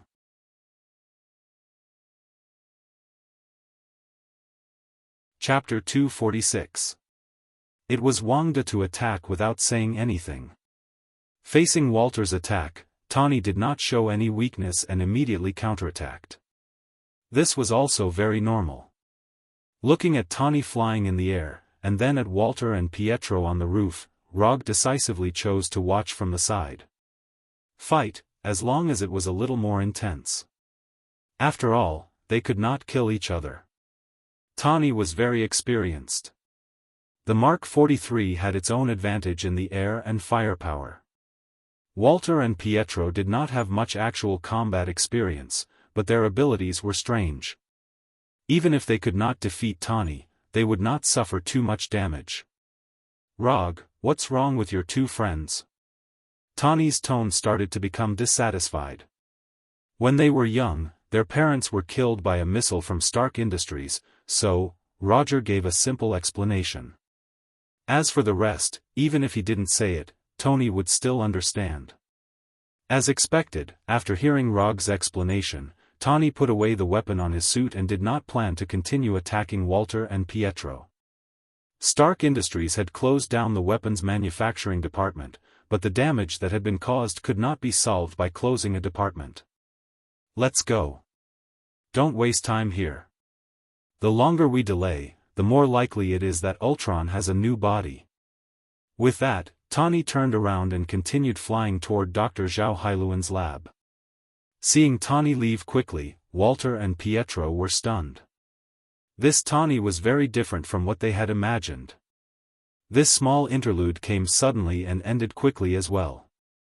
The first meeting between the siblings and Tony also ended in a relatively peaceful way.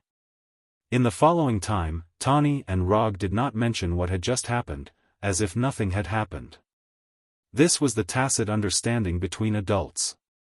At the moment, Ultron was uploading his computation matrix to the new body of the Cradle of Regeneration. He knew that Tony and Rog were on their way to the laboratory, but he still had no intention of uploading the computation matrix. Although the androids outside weren't very strong, they had the advantage in numbers. It shouldn't be a problem for them to stop Tony and Rog for a while. When they were still a few hundred meters away from Dr. Zhao Hailuan's laboratory, Tony and Rog were already ready to attack. Tony, in particular, immediately activated all the long-range weapons on Mark 43. Various types of small missiles were launched directly. Boom boom boom boom, dozens of explosions rang out, and the robots exploded one after another like festive fireworks. The small missile launched by Mark 43 was not big, but its power was not small. And without exception, all of them were equipped with tracking and locking functions. Stark's products must be the best.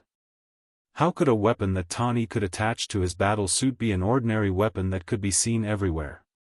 I'll leave these small fries to you. I'll deal with Ultron.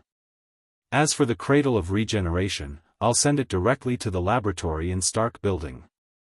As soon as he finished speaking, Rog, who relied on the superlight rock technique to fly, took out the disaster pistol that was one size larger than an ordinary revolver and flew directly to Dr. Zhao Hailuan's laboratory. Rog didn't pay much attention to these androids. He almost drew a straight flight path in the air and crashed into the laboratory. As for the androids that tried to stop him, they were all shot in the head and their mechanical heads were directly blown apart. When Rog rushed into the laboratory like a falling meteor, Tony also began his large-scale clearance work. Miniature air-to-air missiles, arc-pulse cannons, laser rays, cluster cannons, Tony used practical actions to prove what firepower suppression was. Outside the laboratory, Tony was frantically unleashing powerful firepower, while Rog in the laboratory looked at Ultron, who was only 5 or 6 meters away from him, without saying a word. He didn't know if Ultron was full of confidence in his own strength, or if he forgot to arrange a guard for himself. In the laboratory, other than him and Rog, there was only Dr. Zhao Hailuan, who had no combat ability and was still trembling. Ultron casually sat on a small cabinet next to the Cradle of Regeneration. The back of his head was connected to a data transmission line a few centimeters thick. The Cradle of Regeneration operated quietly, emitting a faint green light. Through the monitoring screen next to it, it could be seen that Ultron had uploaded more than half of the calculation matrix. It seems that you found the people you want, but it's not a wise choice for you to bring them here. Ultron said unhurriedly, as if he didn't see the disaster pistol in Rog's hand at all. This is their own choice. Your little androids can bully ordinary people, but it's far from enough to deal with the siblings. Rog glanced at Ultron and answered casually. I've seen all your combat videos and information. You are indeed very strong, but you can't stop me. Even if you beat me, it's just a matter of changing my body. The reason why Ultron waited so calmly for Rog's arrival was that he knew very well that Rog had no ability to stop him from leaving.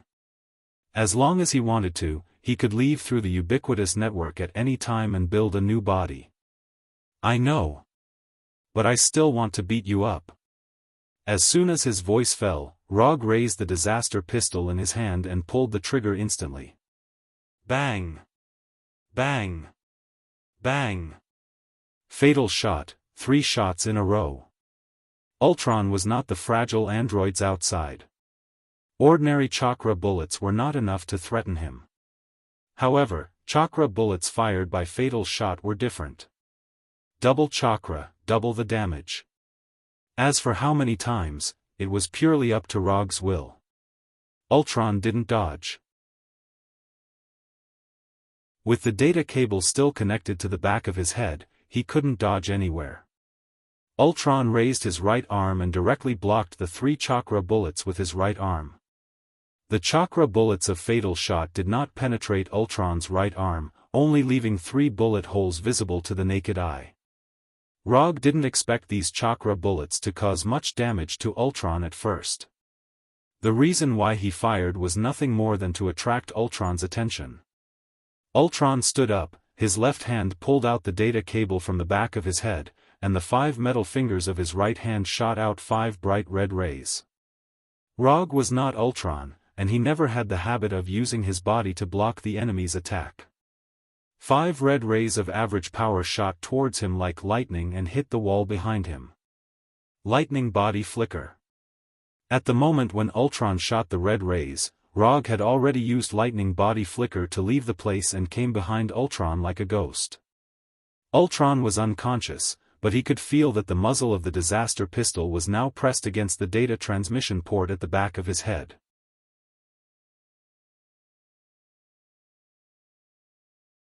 Chapter 247. Normal people will feel some tension and fear when a gun is pointed at the back of their head. But unfortunately, Ultron is not a normal person, he is not even human. Although the data transmission port at the back of the head is also a relatively fragile and important area, it is nothing more. He can even change his body at any time and it is impossible for him to be afraid of this so-called threat. You are very fast, but you should know that this is no threat to me. Ultron's so-called no threat, of course, does not mean that Rog's speed is not a threat to him, but refers to his action of pointing a pistol at the back of his head. I know. Although he said that, Rog decisively pulled the trigger. Bang! Bang! Bang! It was another 3 consecutive fatal shots. The chakra bullet exploded in the back of Ultron's head, blowing out a palm-sized gap. The huge impact from the head made Ultron involuntarily take 2 steps forward, and then suddenly turn around, and the back of his right hand lit up with a blue-white light. The moment the blue-white light lit up, a powerful attraction suddenly enveloped Rog, trying to pull him to Ultron. Bang! Under the huge pulling force, Rog's body instantly turned into a white smoke and quickly dissipated in the air. Shadow clone. From the beginning, it was Rog's shadow clone that fought with Ultron. Although it was the shadow clone that fought, the disaster pistol in the shadow clone's hand was the genuine original, not a replica simulated by Chakra. Others may not know the power of the disaster pistol, but Ultron obviously knows. Although there is no video data of Rog's battle with S.H.I.E.L.D., and the losses caused were counted on Hydra. But when Ultron was collecting information about Rog, he happened to see the original battle record in S.H.I.E.L.D.'s secret data. Therefore, Ultron is one of the few who has really seen the power of the disaster pistol. Although the size of the disaster pistol is not quite in line with Ultron's physique, and he also has a lot of weapons on him, he doesn't mind accepting such a powerful weapon. The Calamity pistol quickly flew toward Ultron's right hand under the pull of the powerful gravity. However, just as Ultron's right hand was about to touch the pistol, a figure suddenly appeared above his head. Odama Rasengan. Boom! The 1-meter diameter Odama Rasengan instantly hit Ultron's metal head. The terrifying impact and distortion force made him crash through the floor and fall all the way from the laboratory on the 3rd floor to the basement. Flying Thor 2. It had always been Rog's habit to leave the Flying Thor technique on his commonly used weapons. Furthermore, no one had ever stipulated that the second stage of the Flying Thor could only be used by the Flying Thor. After sending ultralight flying into the basement, Rog turned his head and looked at Dr. Zhao Hailuan. He bowed slightly and then jumped down from the hole in the floor with the disaster pistol. Dr. Zhao Hailuan finally breathed a sigh of relief after seeing Ultron and Rog leave. Whether it was Ultron or Rog, in Dr. Zhao Hailuan's view, they were all dangerous existences at any time. However, when she turned her head to look at the cradle of regeneration, she saw Rog again. To be precise, she saw Rog's shadow doppelganger. After coming to the laboratory, Rog created a total of 2 shadow doppelganger. One of them took the disaster pistol to deceive Ultron, and the other was left behind as a courier. The shadow doppelganger, who was left behind as a courier, ignored Dr. Zhao Hailuan's shock and went directly to her and pulled her to the cradle of regeneration. Then the Flying Thunder God took Dr. Zhao Hailuan and the cradle of regeneration to the laboratory on the top floor of Stark Building. After completing the task left by the original body, the shadow doppelganger didn't say a word and directly removed its existence, leaving Dr. Zhao Hailuan, who was shocked and puzzled, in the laboratory. In the dark basement, Ultron got up from the pit that was larger than his body and tried to control his damaged body. The mechanical eyes still emitted a weak red light, and golden electric sparks flashed on his body from time to time. Although his body was severely damaged, Ultron still maintained the most basic mobility. Of course, he didn't expect to continue fighting with this body. After obtaining vibranium, although Ultron used vibranium to slightly strengthen his body, this body was still too weak. However, his current body was still too weak after all.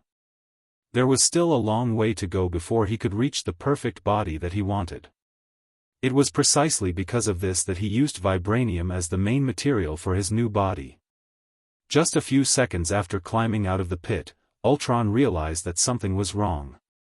He couldn't sense the existence of the spirit gem. Without any hesitation, Ultron immediately hacked into the laboratory's monitoring system and retrieved the laboratory surveillance footage.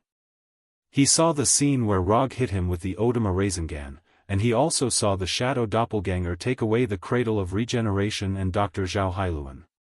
Whether it was the cradle of regeneration, Dr. Zhao Hailuan, or even the brand new body in the cradle of regeneration. For Ultron, these were not things that he couldn't lose. What he really cared about was the spirit gem on his new body. The cradle of regeneration, vibranium, and a new body were all things that could be remade. As long as he was given enough time, he was confident that he could make new ones, or even better ones.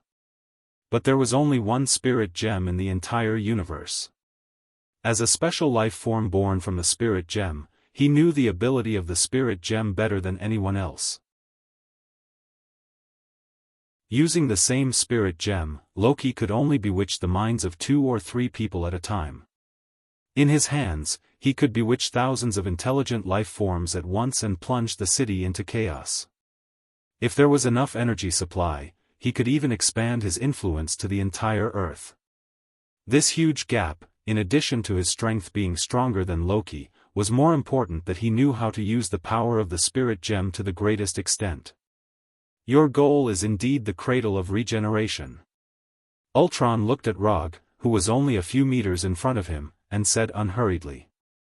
Isn't it obvious? Just like you said, I can't stop you, so of course the target can't be you. Like Ultron, whose tone didn't change, Rog's tone was as calm as ever. The two of them were like 2 old foxes hiding their own thoughts. Tony Stark is responsible for restraining the robots outside, and you are responsible for taking away the cradle of regeneration. It's a simple and crude plan. But with the strength of the 2 of you, this is indeed a very effective plan. Ultron didn't seem to care that the cradle of regeneration was taken away, and he still had the attitude that everything was under control. Do you think I can't do anything if you bring the cradle of regeneration to Stark Building? You shouldn't have left Dr. Zhao Hailuan alone there. Until now, Ultron's annoying mechanical voice finally had some changes.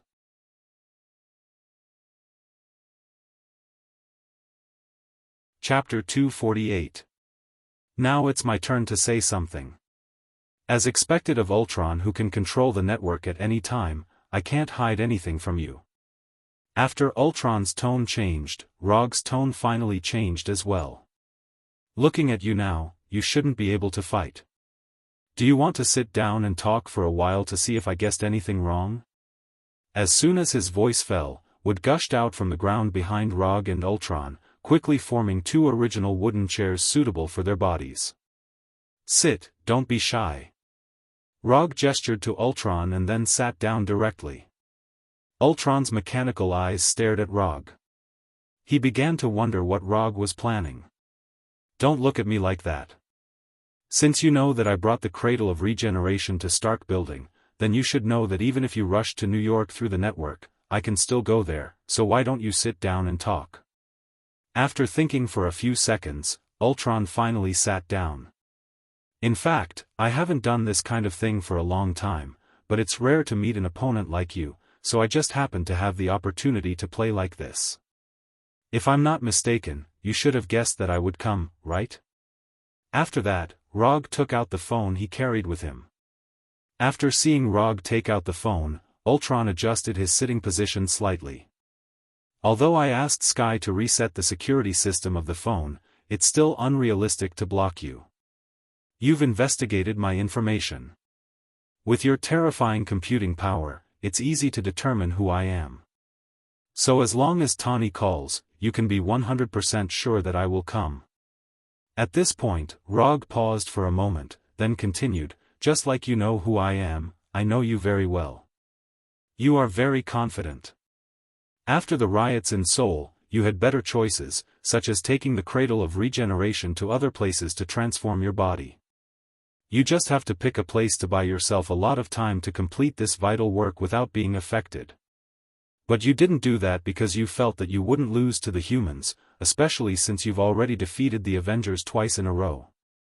So, you chose a plan that wasn't very wise, but you were confident enough. I'm changing my body here. You know it, but you can't stop me. This is a very confident choice, and once it succeeds, it will bring a great sense of satisfaction. Ao Chuang listened quietly, then said, I admit that I underestimated you, but the winner is still me. Although Ultron's mechanical face could not express complex expressions like a human, it was not difficult to see that he was still confident at this time. Really? If you're referring to Dr. Zhao Hailuan, who has been bewitched by you, then I advise you to give up. Ultron used the mind gem to bewitch more than half of the people in the city. How could he ignore Dr. Zhao Hailuan, who was right in front of him? Indeed, Dr. Zhao Hailuan had shown the nervousness and fear that an ordinary woman should have. But unfortunately, Rog could see at a glance that Dr. Zhao Hailuan's expressions and small movements were all faked. As someone who often used illusions to intimidate the enemy, how could he not tell if a person was really nervous and scared? You know something is wrong with Dr. Zhao Hailuan? Of course I know. I also know that she is now operating the Cradle of Regeneration to assist you in remote data uploading. Hearing this, Ao Chuang finally couldn't sit still and stood up with a swish. You should sit down. Since I know this, do you think I'm not prepared? Roger stretched out his finger and gestured to Ultron. His performance was not over yet. How could the audience leave now? When Ultron sat down again, he said again, back to the topic just now, in order to prove that you are stronger than us, you have to complete the body transformation in Seoul. Do it while we are aware of it. But here's the problem. Although you are confident, you are not blindly confident. You know that it is difficult for you to completely stop the Avengers or me. So, you are prepared for the next plan. You caused a commotion in the city. On one hand, you wanted to divert the Avengers' attention. On the other hand, you wanted to weaken the Avengers' strength. Just as you planned, America's Rogers ran to command the army. Hulk was affected by the mind gem and directly stopped Tawny and the other two. Of course, you took my arrival into consideration. You knew that Hulk couldn't stop me for long. Sooner or later, I would come to you with Tawny. So, you arranged for the robot to deliberately lead Walter and the other two to the roof. Tani saw them, and they also attacked Tani. This was all part of your plan. But you missed one thing. Tani is more magnanimous than you think. Walter and Pietro are also more rational than you think, so they didn't really fight. Speaking of this, Rog summoned a bottle of Fat Otaku happy drink for himself. It was frozen. There were many unexpected things in his psychic scrolls, and the frozen Fat Otaku happy drink was one of them. After taking a sip, he continued, of course, you also know very well that even if Tani and Walter fought, they would at most buy you some time. So, this wasn't your final preparation. I won't mention the process of entering the lab, because no matter what, I would eventually come to the lab and officially meet you. You knew that I came for the cradle of regeneration. You also knew that I would definitely be able to take it away. You also knew that I would definitely bring the cradle of regeneration to Stark Building. So, you pretended to resist, allowing me to easily take the cradle of regeneration away. The only thing you weren't sure about was whether I would take Professor Zhao Hailuan away. But according to your calculations, the possibility of me taking Professor Zhao Hailuan away is very high. As long as I take Professor Zhao Hailuan away, your surface plan would all be completed. Rog deliberately emphasized the word surface. As soon as he finished speaking, Ultron suddenly stood up. The 5 fingers on his right hand pointed directly at him, the fingertips shining with red light. What exactly do you know? Ultron's tone started to become really nervous. It was the kind of nervousness that came from having his entire plan seen through. If I say that I don't know anything and that it's all my guesses, would you believe me? As he spoke, several vines surged out of the wooden chair behind Ultron. They wrapped around his body and right hand like pythons, forcefully pulling him back into the chair.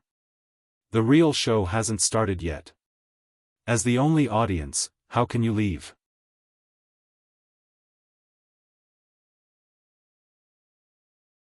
Chapter 249. Finally, I see that you are really nervous, it's not easy. After forcibly pulling Ultron back to the chair, Rog picked up the Coca-Cola again and took a sip. I'm curious, when did you see through my plan? In such a short time, you can't guess so many things, and your guess is so accurate.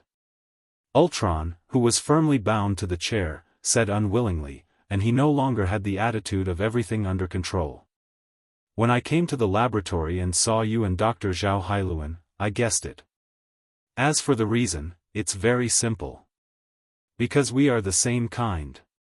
When they first met at Stark Building, Ultron told him that they were the same kind. However, what Ultron meant at the time was that they all have Infinity Stones and they are all the controllers of Infinity Stones. What Rog meant when he said they were of the same kind was that they were equally confident. Ultron is confident because he feels that he is stronger than all human beings. Even in the face of the well-known superhero Avenger and Rog, he has absolute confidence in winning the final victory. Like Ultron, Rog is also a very confident person. However, unlike Ultron, he did not show this confidence on the surface, but hid it in his heart.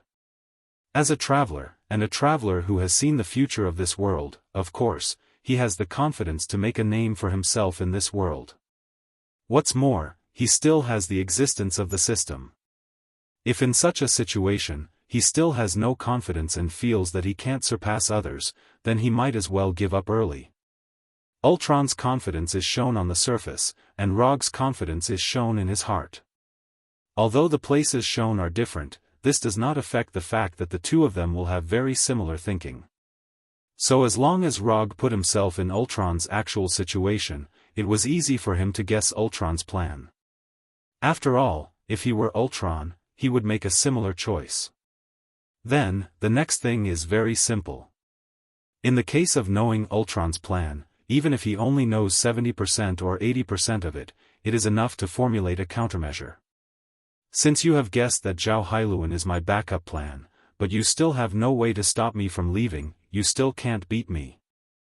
After understanding where the problem was, Ao Chuang calmed down again and said in a calm tone. That's enough. At this point, there's no need to continue acting for me.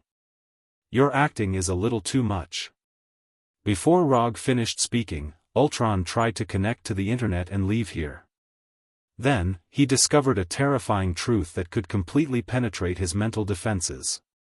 His networking mechanism had failed. This is impossible, this is absolutely impossible. Did you find out that you can't connect to the internet all of a sudden? It must be very exciting. Compared with the panicked Ao Chuang, Rog was unspeakably calm at this time. Now, it was time to reveal his trump card. How did you do it?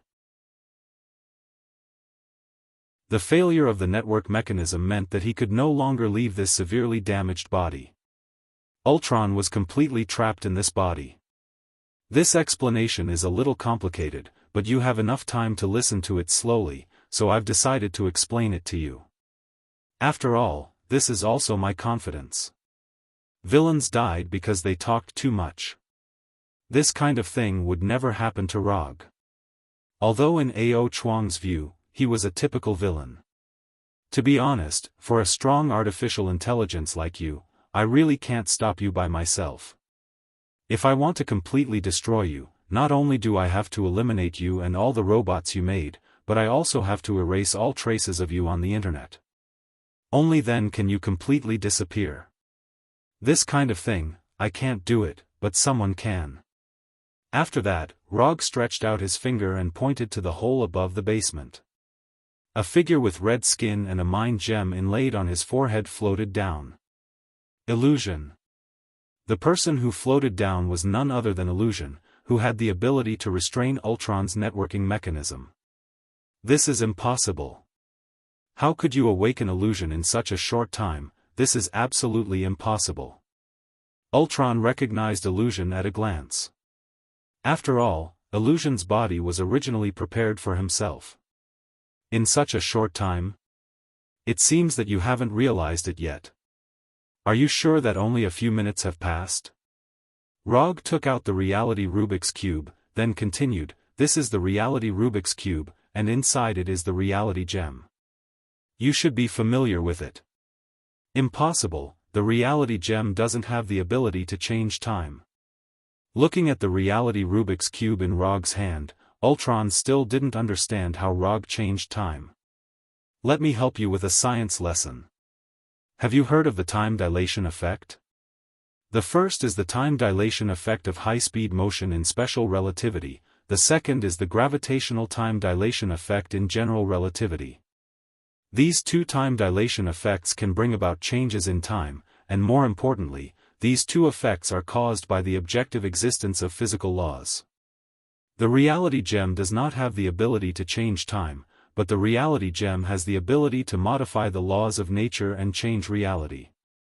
Although Rog didn't explain the principles of these two time dilation effects in detail, it was enough for Ultron to understand what was going on. In your perception, we just sat down and talked for a few minutes, but in fact, 3 days have passed outside. Whether it's Dr. Zhao Hailuan or your real backup, the Sokovia meteorite, they've all been taken care of. And I might as well tell you that all your doppelganger robots outside have also been destroyed. As long as the illusion clears all the traces you left on the internet and then destroys your current broken body, you can say goodbye to this world completely. When Rog finished speaking, the illusion didn't hesitate and went directly to Ultron, pressed his hands on Ultron's head, and began to remove all the traces left by Ultron on the internet. After the appearance of the illusion, Ultron's ending was basically determined. The reason why Rog asked the doppelganger to take Dr. Zhao Hailuan away was to cooperate with Ultron's plan, and on the other hand, to ensure that the illusion could be born smoothly. Although he didn't do anything excessive to Dr. Banner in the Tsukuyomi world, who knows if Dr. Banner will be depressed for several days. Just in case, he had to prepare an additional professional technician. As for the mental influence on Dr. Zhao Hailuan, a simple illusion can remove it. In order to achieve a perfect performance, Ultron didn't hesitate to take the stage himself and use the Cradle of Regeneration and the Mind Gem as bait. Similarly, in order to make Ultron stay here obediently, Rog had to cooperate with him until the illusion appeared. Ultron's real plan was, I know you already know that I'm playing you, but I still have to cooperate with you. Rog's plan was, I know you already know that I know you're playing me, but I still have to cooperate with you and play you in reverse.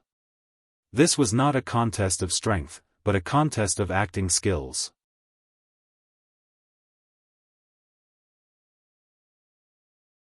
Chapter 250. Rog was not very concerned about how Illusion was going to clean up all the traces of Ultron on the internet and shut down the networking mechanism of Ultron. When Illusion began to touch Ultron's head, he silently ended the gravitational time dilation effect created by the Gem of Reality.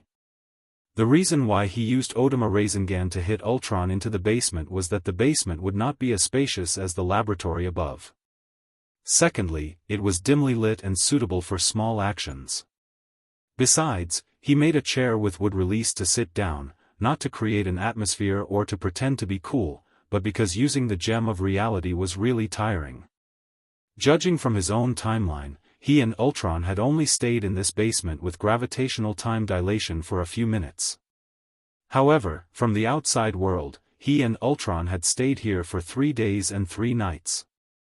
If it weren't for the fact that the Gem of Reality only affected this small basement, the chakra in his body would have long been drained by the Gem of Reality.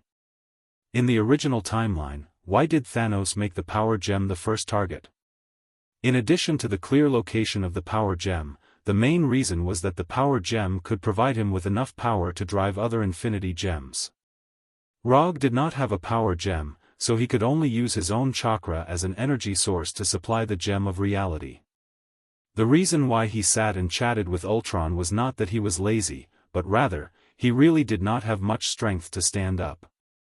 At this moment, he felt for the first time that Second Last's chakra was not that sufficient. Illusion's touch of Ultron's head did not last long. It only took a few seconds for Illusion to clean up the traces left by Ultron on the internet. The moment Ultron was completely removed from the network, Illusion didn't hesitate. He exerted force with both hands and crushed Ultron's metal head. Go back first. Remember to remind Tawny to give me my reward as soon as possible. Rog sat on the wooden chair and said slowly. Okay, Mr. Rog. Illusion turned around and glanced at Rog before replying in a tone similar to Jarvis. After Illusion left, Rog finally did not have to continue to maintain such a calm appearance. He sighed wearily. Even though he didn't really fight, this feeling was even more tiring than fighting for 3 days straight. After resting alone in the dark basement for more than 10 minutes, he finally left this alternate battlefield with the Flying Thunder God. 3 days were enough for Fu Lien and the Konoha Intelligence Agency to finish everything. Rog summoned 2 Shadow Clone Jutsu after arriving in Seoul, but when he left Konoha HQ, he had already prepared 5 Shadow Clone Jutsu in advance and gave them the corresponding tasks.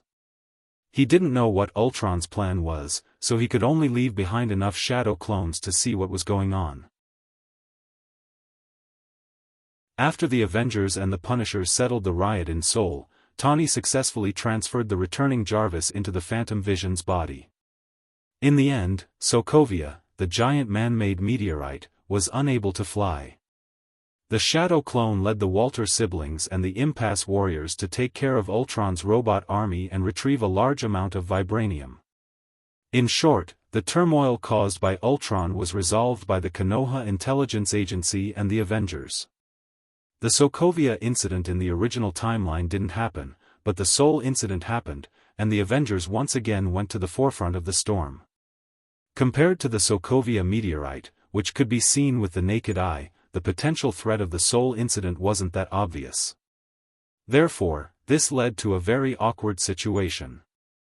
Ordinary people and most organizations only saw the Seoul incident caused by the Avengers, but they didn't know that there was a terrorist threat behind it that could threaten the entire world.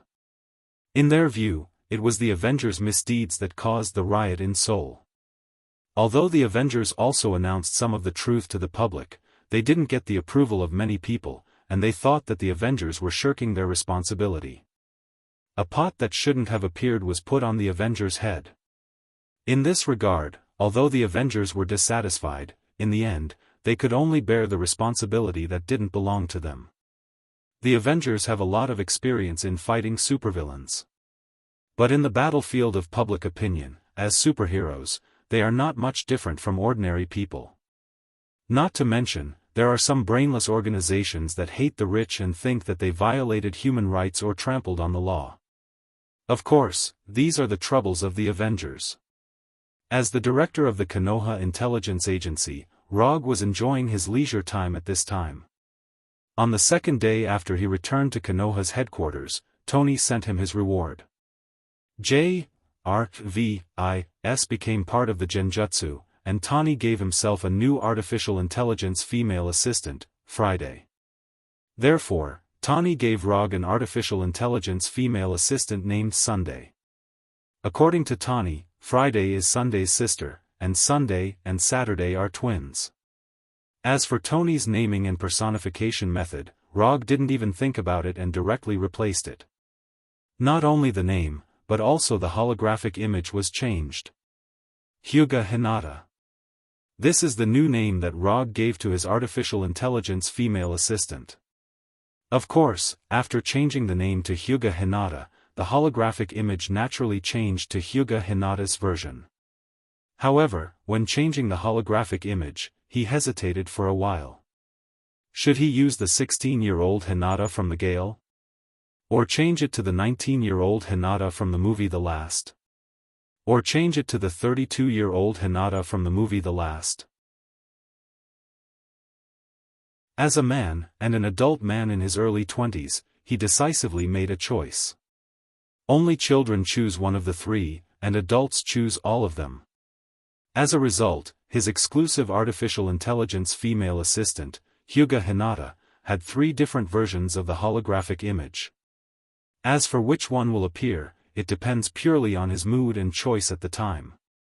It is worth mentioning that the artificial intelligence created by Tani himself is indeed very powerful. On the first day of entering the Konoha headquarters, Hinata made a major update to the system of the Konoha headquarters, especially the defense system of the headquarters. In addition, after the classification and statistics of Hinata, the work that Rogue needed to deal with was greatly simplified. A lot of work that was not very important was shared one by one, and he had more and more free time. Even Sky and Sharon Carter were a lot more relaxed because of the appearance of Hinata. No wonder Tani has always relied on JRVIS so much. If he doesn't slack off with such a powerful artificial intelligence, he will really be punished. Because of Hinata's excellent ability, Rogue's life is also better day by day.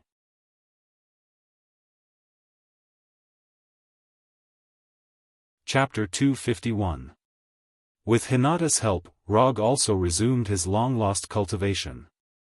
Ninjutsu, Genjutsu, Taijutsu, Manjikyu Sharingan, would release, Senjutsu, whether it was exchanged from the system or developed by himself, he reorganized and cultivated all of them. In particular, the improvement of chakra and Susanoo have become his main cultivation content recently. The amount of chakra that Nihilist has gradually been unable to keep up with his actual needs, and he also needs to further improve his Senjutsu while increasing the amount of chakra.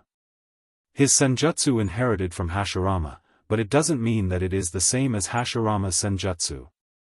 He still has a long way to go to reach the level of Hashirama's Senjutsu.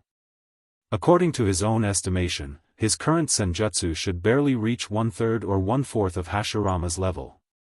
Although the degree of development is far less than Hashirama's, it is enough to ensure that he will not go blind because of excessive use of Manjikyu Sharingan. The process of cultivation is boring, especially when no one can exchange relevant cultivation experience and insights with him. This kind of boredom is particularly obvious. In order to make the process of cultivation less boring, and to expand the commission business that he has put down for a long time, Rogue asked Hinata to open a new commission channel.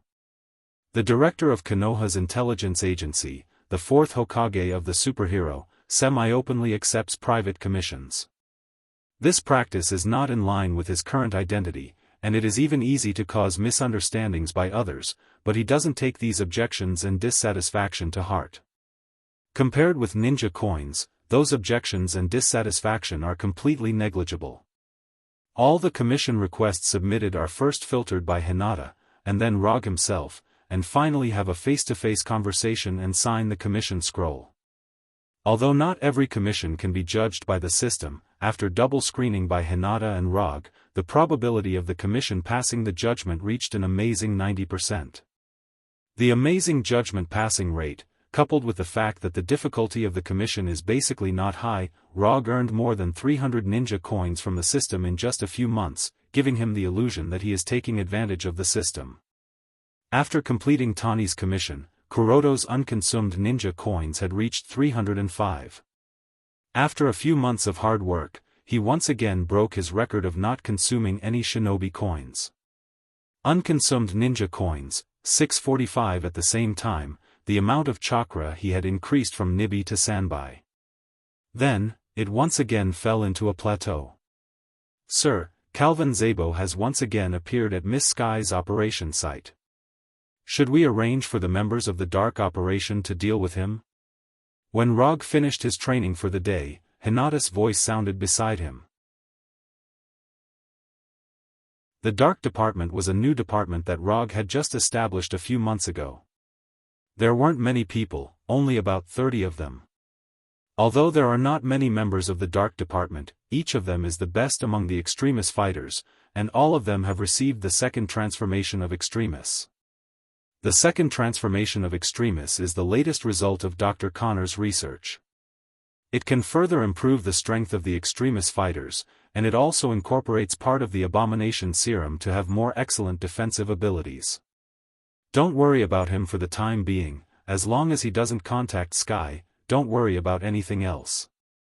Calvin is Sky's father, and no one knows where he got the information that Sky was in Konoha's intelligence bureau. Then, like a perverted stalker, he followed Sky. Rog didn't notice his appearance at first. It was Hinata who discovered the man who often wandered around Konoha's headquarters when she was conducting a security patrol of the headquarters, and then she determined his identity. Okay, I will focus on his next behavior and avoid him from contacting Miss Sky. In addition, Miss Gwen's dinner party has been arranged. Do you need to go there now? Hinata is now not only responsible for Rog's work arrangements, but also his daily life arrangements. Although Hinata is not a real human being, she is still so good at dealing with these interpersonal matters that people have nothing to say. I will go there in half an hour. You should let the restaurant prepare in advance. If there were no lunatics who always wanted to destroy the world, Rog would be quite satisfied with his current life. However, the world never lacks ambitious people and paranoid people. The Himalayas, the afterlife. Jianghu, are we really going to cooperate with the people of Attilan? Once the cooperation is official, the peace of the afterlife will be completely over. Gordon, who had no eye sockets, stood in front of Jianghu and asked seriously. As one of the few mutants who can freely enter and exit the afterlife, Gordon doesn't want the peace of the afterlife to end. Although Maximus's proposal is crazy, his plan still has many merits. If we really succeed, the mutants will gain true freedom, eternal freedom. Jianghu, who was writing with a brush, raised her head and glanced at Gordon, revealing her scarred face. But, Gordon wanted to continue to say something, but in the end, he fell silent. With more and more espers emerging in the world, many mutants have become restless. Although life in the afterlife is peaceful, compared to the prosperous life in the outside world, the afterlife is like a backward small mountain village. Not everyone likes peace, especially after having superpowers that surpass ordinary people. There are more and more mutants who are not willing to live a peaceful life. Why can those ordinary people who are inferior to us enjoy a better life than us? Why is it that we, who have superpowers, can only hide like rats that everyone wants to beat? There are not many people with this mentality in the afterlife, but since the mutant called Maximus came to the afterlife, there are more and more radical mutants. If it weren't for some mutants who remained calm, there might be people who have started to shout the slogan of conquering the world and becoming the ruler of the world. Gordon is one of the few mutants who is still calm. Although he doesn't have eyes, he knows that the outside world is not as good as they think. Especially after the appearance of the Avengers, there are more and more unstable people emerging in the world. The blue zone of the moon, Attilan City. If it weren't for the fact that he didn't know the exact location of Attilan City, Gordon would really want to go and find out if the Attilan City that Maximus spoke of is really as beautiful as he said. After Gordon left the study, Maximus walked out from a hidden corner in the study and went straight to Jiang, his right hand reaching towards Jiang's scarred face.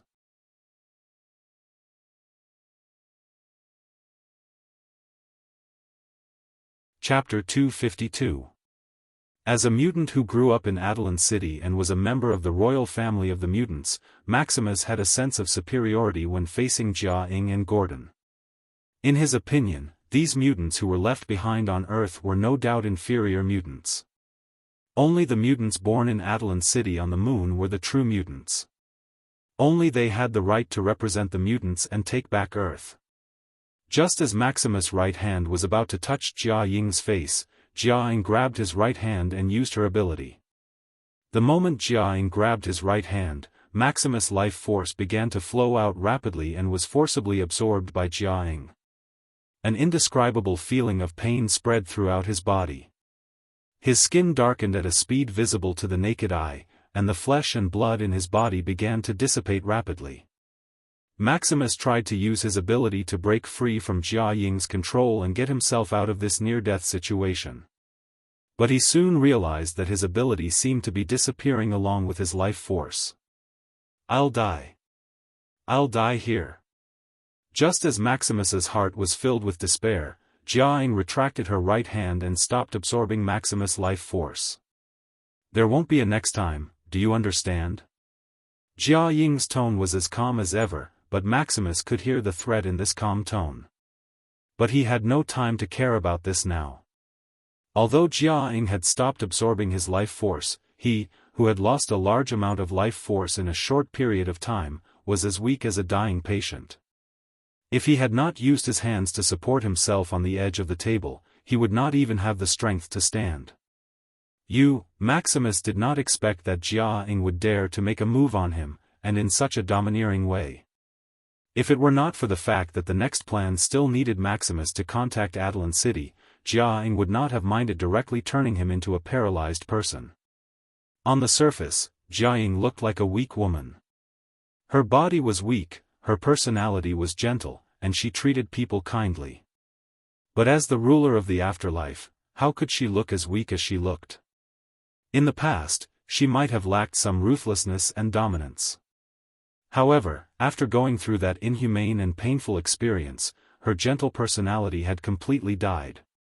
Now, she was the leader of the mutants in the afterlife, an ambitious person who did not hesitate to plunge the entire world into chaos to achieve her goals. And all of this was taught to her by Hydra's Whitehall. After standing there like a puppet for more than 10 minutes, Maximus finally regained the strength to walk on his own and staggered out of Jia Ying's study. Rog knew nothing about what had happened in the next life. Right now, he was enjoying the gentle experience brought by Gwen. After a crazy night, he was woken up by Hinata's call. "Sir, Miss Sky is missing." Hinata didn't say any unnecessary nonsense and reported the current situation to Rog. Sky, who was supposed to set off with the action team this morning, did not appear. Hinata immediately checked the entry and exit records and surveillance records of the headquarters. Then, he found nothing. Sky hadn't appeared since the surveillance video captured Sky returning to his room at 9:00 last night. There were no records of entry or exit, and the defense system was not damaged in any way. There was no one in the room either. After further retrieving the hidden energy monitoring system, Hinata found a trace of clues. Not long after Sky returned to his room, an abnormal energy appeared in Sky's room. Subsequently, the abnormal energy disappeared, and Sky's life energy signal also disappeared at the same time. See if Calvin is still outside the headquarters. Rog frowned, and a bad premonition emerged in his mind. No trace of Calvin Zabo has been found. Hinata immediately gave a reply. Okay, I know what's going on. Let Kara perform this mission instead of Sky, and I'll take care of the rest. When Calvin Zabo inexplicably appeared near Konoha's headquarters, he had secretly sent people to pay attention to the situation in the afterlife.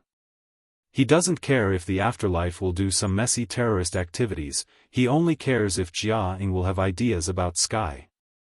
In terms of identity, Jia-ing is Sky's mother, but he doesn't think Jia-ing is a qualified mother.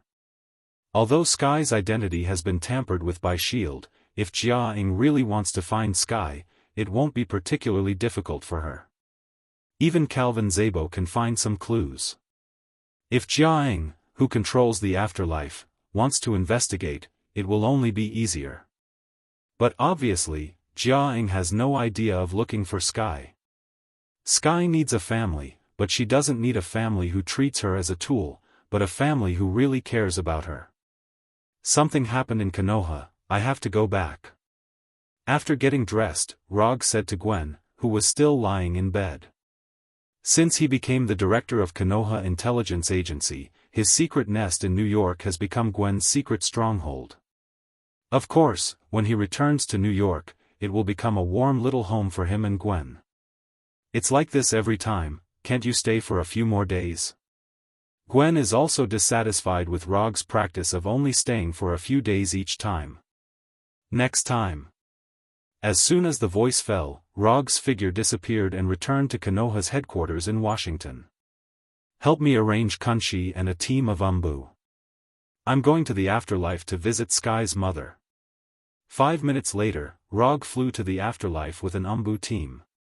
Jia-ing has taken the initiative to send someone to Konoha. He has to pay a return visit, otherwise, it will seem that he doesn't understand etiquette. At this time, Sky in the afterlife is having her first dinner with Jia-ing after the mother and daughter reunion. More than 10 hours ago, Gordon brought Sky to the afterlife and let her see her biological mother, Jia-ing, who she had been looking for more than 20 years. But she doesn't know why. After seeing Jia-ing and knowing that Jia-ing was the biological mother she had been looking for more than 20 years, Sky didn't have too obvious emotional fluctuations. There was no excitement, no surprise. Sky has a lot of questions in her mind, but she doesn't know where to start asking. What's wrong? Don't you have an appetite? Looking at the untouched tableware in front of Sky, Jia-ing asked softly.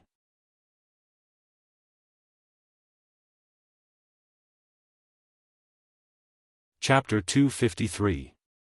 No, I'm just not used to it. Although she already knew the truth of the past from Jia-ing, and even knew that her real name was Daisy Johnson. But Sky still had a strong sense of unreality. It shouldn't be like this. The scene of a reunion shouldn't be like this.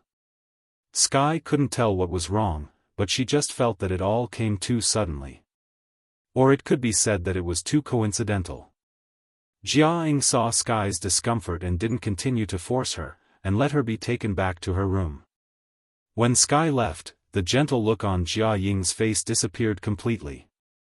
As an immortal who has lived for who knows how many years, Jia-ing could see at a glance that Sky unintentionally revealed a sense of repulsion.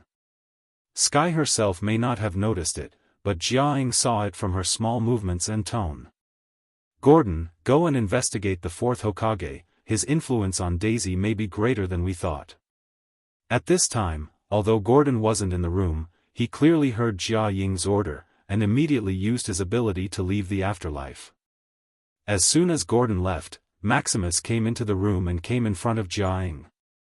Maximus, who has already seen Jia-ying's means, didn't act as high and mighty as before, and said in a calm tone, "Her ability is very good, if used well, it can play a great role. Are you sure you don't want her to participate in our plan?" Maximus didn't dare to use a commanding tone to Jia-ing. Although Jia-ying's ability can only be used when in contact, Maximus didn't dare to gamble with his life. On the surface, there are only a few combatants in the afterlife. But no one can guarantee that Jianghu doesn't have a backup plan. Just like Adelan City in the blue area of the moon, although it doesn't seem to have many armed forces, the people inside are more abnormal than the other. Especially his brother, the leader of the moon's aliens, the Black Bat King. And after being taught a lesson by Jianghu, he saw the shadow of the Black Bat King in Jianghu. The Black Bat King is a man of few words, and Jianghu is a woman of few words. This has nothing to do with you. Jianghu didn't even look at Maximus in front of her, and directly left the room, walking towards the building on the other side of the afterlife. Looking at Jianghu's disappearing figure, Maximus's eyes flashed with a sharp light. Jianghu's disregard made him recall some very unpleasant memories that he would never forget. After walking along the secluded paths of the afterlife for a while, Jianghu arrived at a building that was several times larger than a normal house. After entering the unknown huge building, Jianghu came to a room with 2 guards. She then pushed the door open and walked in. Compared to the tidiness and quietness outside, the inside of the room was obviously a different environment. Wooden furniture was scattered on the ground. A middle-aged man with messy hair and wearing a brown suit was panting like an angry bull. His eyes were bloodshot. Calvin Szabo, who was originally unapproachable, was stunned when he heard this gentle voice. The anger on his face instantly turned into ecstasy and disbelief. Calvin turned to look at the face that he had been thinking about for more than 20 years. However, the moment he saw Jianghu's face, the ecstasy on his face suddenly disappeared. The scars on her face were like sharp knives stabbing into his heart. Half an hour later, the excited Calvin Szabo was like a well-behaved primary school student. He sat on the chair with a smile on his face and watched Jianghu leave. Other than the 2 of them, no one knew what they talked about. However, from Calvin's current appearance, it was clear that they had reached a consensus on some matters. While Jianghu was intensely protecting her family relationship, Rog and the 4 desperation soldiers of the Dark Group were silently sitting on the seats of the Quinjet, staring at each other. To be precise, it was the Dark Group members staring at each other, while he was looking at the scenery outside of the Quinjet in boredom. Right now, although he looked like he was enjoying the scenery, in fact, he was thinking about Jianghu's purpose. Jianghu letting Gordon take Sky and Calvin away was definitely not an impulsive decision made on a whim. As an ambitious mutant leader, Jianghu was very clear about the consequences of taking Sky away from Rog's eyes. But even so, she still let Gordon take Sky away, and from Konoha's headquarters. This woman's plan was not small. Even the crippled Hydra didn't dare to retaliate, but she had the guts to take people away from Konoha's headquarters. Such an abnormal behavior, there was usually only one explanation, and she was sure to bear the corresponding consequences. But Rog couldn't figure out where Jianghu's confidence came from. Even if he didn't make a move, the Punishers and Abominations could completely defeat Afterlife. Although there were many mutants in Afterlife, there weren't many who were strengthened by Terrigan's fog. As long as the awakened superpowers of these mutants weren't particularly special, they were basically ordinary people who had mastered superpowers. For this kind of enemy, usually a bullet was enough. Jianghu was definitely not the kind of mutant without a brain, especially after the incident with Whitehall. Her consideration of potential threats would only be more profound than ordinary mutants. Forget it, don't think about it, it's just a few mutants, they can't make any waves. It's not that Rog is arrogant, but on Earth, as long as he doesn't meet those hidden bosses, he is basically equivalent to the ceiling of Earth's combat power. With his strength, he can completely crush most of the enemies. After flying for nearly 10 hours, Rog finally arrived at Afterlife hidden in the Himalayas. After this long flight, he once again determined that he needed a teleportation ability in addition to the Flying Thor. The Flying Thor is useful, but the premise of its usefulness is that there is a technique. It seems that it's time to add a teleportation ability to himself, and in Afterlife, there just happened to be a mutant who can teleport all over the world. Gordon, it's you. In fact, besides Gordon, he also has other options. For example, go to Kamartage to learn the portal technique, or get Sasuke's 6-tomo Rinnegan. Of these three methods, Gordon is undoubtedly the least difficult one, and it is also the most suitable one for him at present. As a non-native resident, he has always tried to avoid meeting the big boss like Ancient One. Although the main duty of Ancient One is to prevent the invasion of other dimensions, who knows if crossing through other dimensions counts as an invasion of other dimensions in Ancient One's eyes. So for the sake of safety, it's better not to meet this kind of big boss.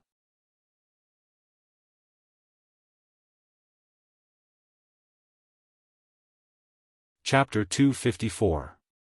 After flying for more than 10 hours, Kunchi landed directly in an open space near the afterlife, without any intention to hide their tracks.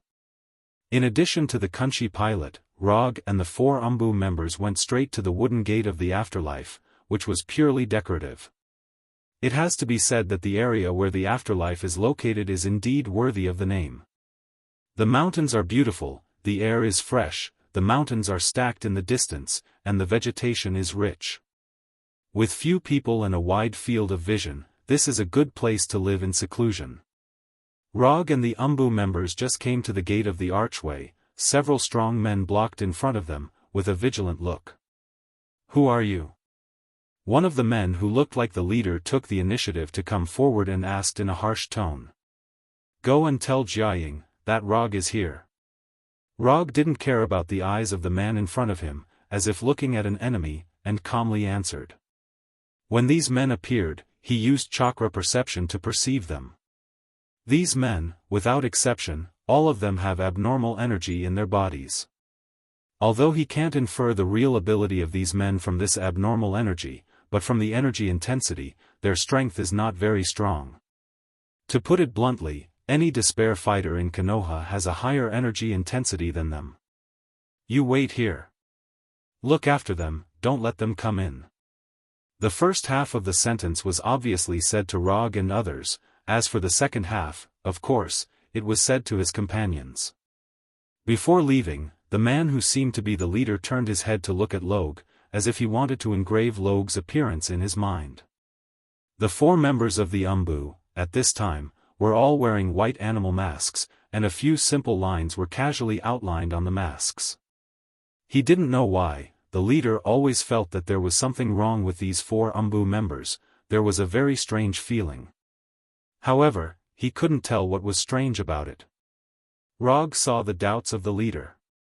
If it weren't for the fact that the current environment is not suitable, he would tell this man that the reason why he felt that the Umbu members looked strange is purely because these guys have killed too many people. To be more precise, his killing intent was too strong.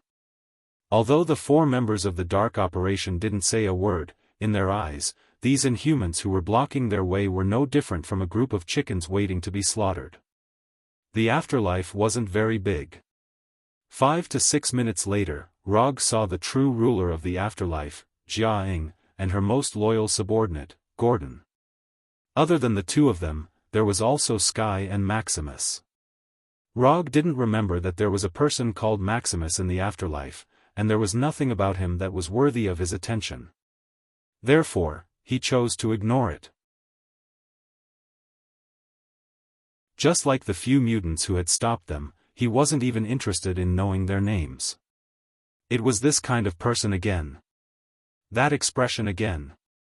Maximus saw Rog's disregard, and his sensitive heart instantly became turbulent. However, he controlled his expression and actions very well and did not show the dissatisfaction in his heart. He had experienced Rog's attitude too many times in Adelan City, to the point that he was already used to it. Although he was a member of the royal family, and was the younger brother of the Black Bat King. However, his awakened abilities were not very advanced, or rather, in the eyes of the Moon's Inhumans, they were not very advanced. Therefore, his status in Adelan City was not very high. In terms of technology, Adelan City's technology was more advanced than most of the countries on Earth. However, Adelan City used a rigid caste system, and the status of the members of society was determined by their awakened abilities. Once the decision was made, no matter how great and powerful the Inhumans became in the future, it would not change their status in Adelan City. He came from a good family, and his parents and brother were all of high status in Adelan City. However, he was just an ordinary member of Adelan City, and was on the same level as the lowly Inhumans. This was a fact that Maximus could not accept and was unwilling to admit. Maximus, who grew up with this mentality, did not hate Adelan City to the core, but he definitely did not have a good impression of it. Therefore, he secretly came to Earth, and came to the place where the Inhumans lived in the afterlife. After confirming that Sky was not harmed in any way, Rog went to Jia Ying's study under her invitation. "Tell me directly, what are your plans?"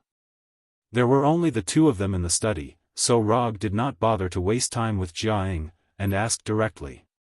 "Before I answer your question, I want to know what you think of the Inhumans as a race, and what do you think of Sky?" Although she did not have much combat power, and was facing a famous and powerful person like Rog, Jia Ying still maintained her composure and calmness. "I don't have any opinions, Inhumans are just humans. However, your ancestors were the products of the Kree's experiments, so you can awaken abilities that humans do not have. As for Sky, although you are her mother, I still refuse to answer this question." Rog spoke slowly, at the same time using Chakra's sensing ability to sense all the Inhumans in the afterlife. "It seems that you know a lot about the history of the Inhumans, but this is normal. You were able to help Daisy awaken her ability through the fog of Terrigen, and you also know how to help Daisy control her ability. Without a certain level of understanding, you would not be able to do all this." Here, Jia Ying paused, and then continued, "Maximus is an Inhuman from Adelan City. A few months ago, he suddenly came to the afterlife, saying that he came on behalf of Adelan City." After hearing the words Adelan City, Rog's face finally showed a look of interest. If it was only the afterlife, it really did not pique his interest. The reason he came in person was purely for Sky's sake. And now, he felt that he might have made the right choice. Unlike the organization in the afterlife, which did not have much strength, Adelan City was an existence that was several levels higher.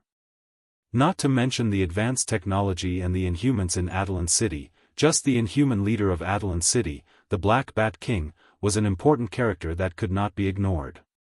Then, if I'm not wrong, what you want to say next should be cooperation with Konoha, right? Jia Ying would not bring forward Adelan City for no reason, and since she took the initiative to say this, it was not difficult to guess what she wanted to say next. "That's right, I hope that Konoha can cooperate with the afterlife." "And the benefits?" "No one will cooperate with you if there are no benefits."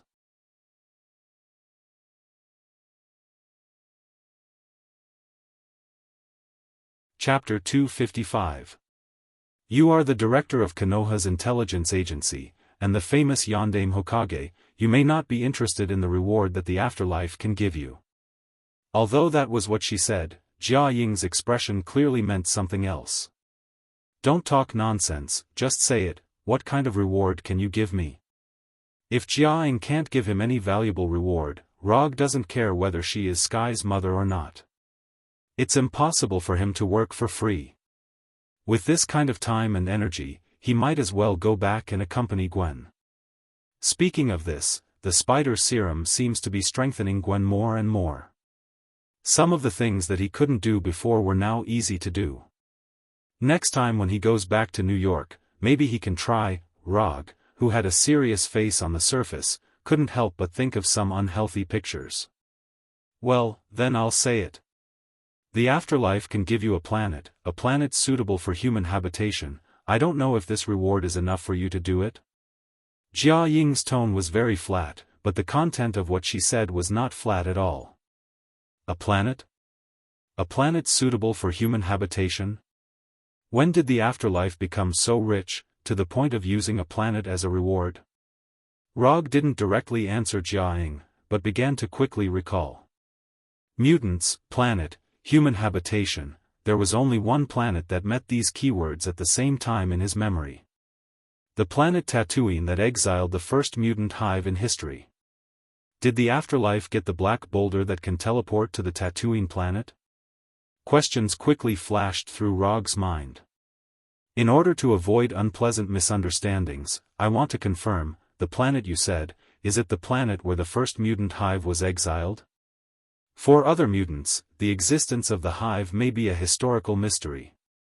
But for Jianghu, who controls the afterlife, this may just be ancient history recorded in the history books of the mutants.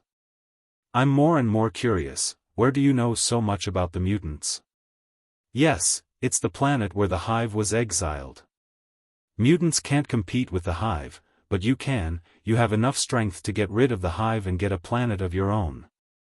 Speaking of this, Jia Ying's tone became excited.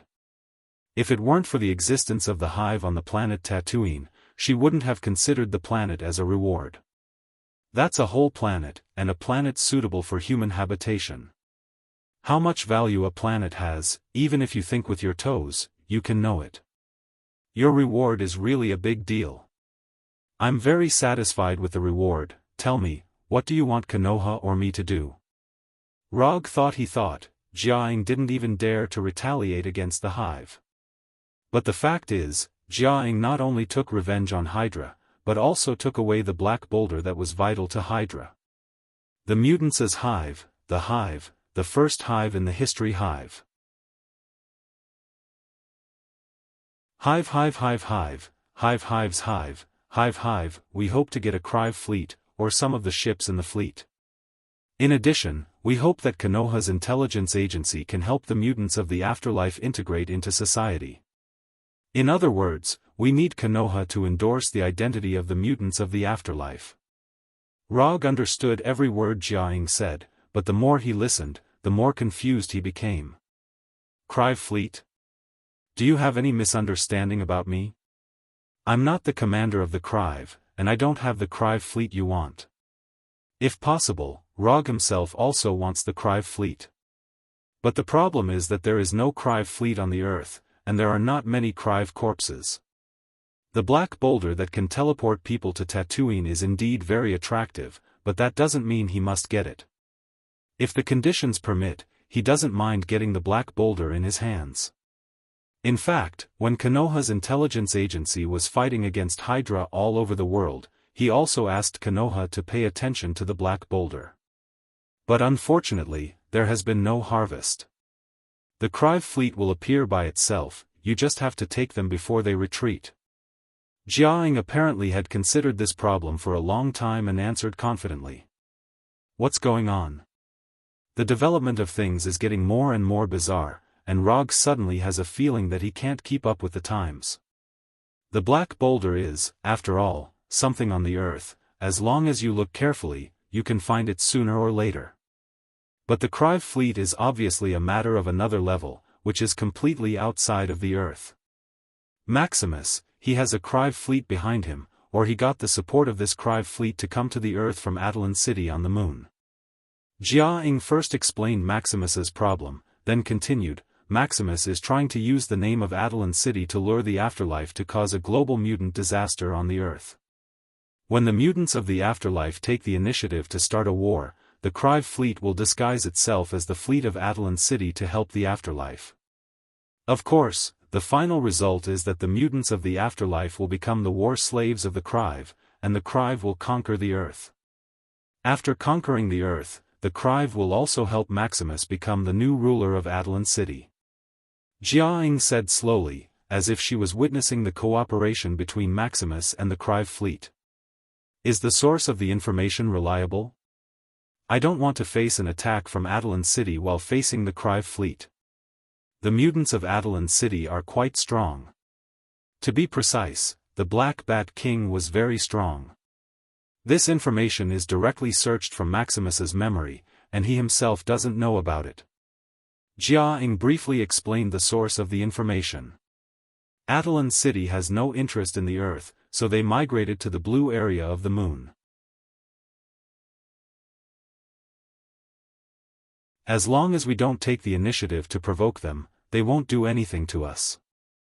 Obviously, this information was also searched from Maximus's memory. If that's the case, there shouldn't be too much of a problem. If Konoha and the Afterlife join forces, it should be enough to deal with the Krive fleet. Konoha agrees to this cooperation. After hearing Rog's answer, Jiang finally breathed a sigh of relief, but Rog's voice immediately sounded again. There's no problem with cooperation, but I'm a person of ritual, so let's sign a commission scroll. As soon as his voice fell, Rog took out a commission scroll that had never been used before.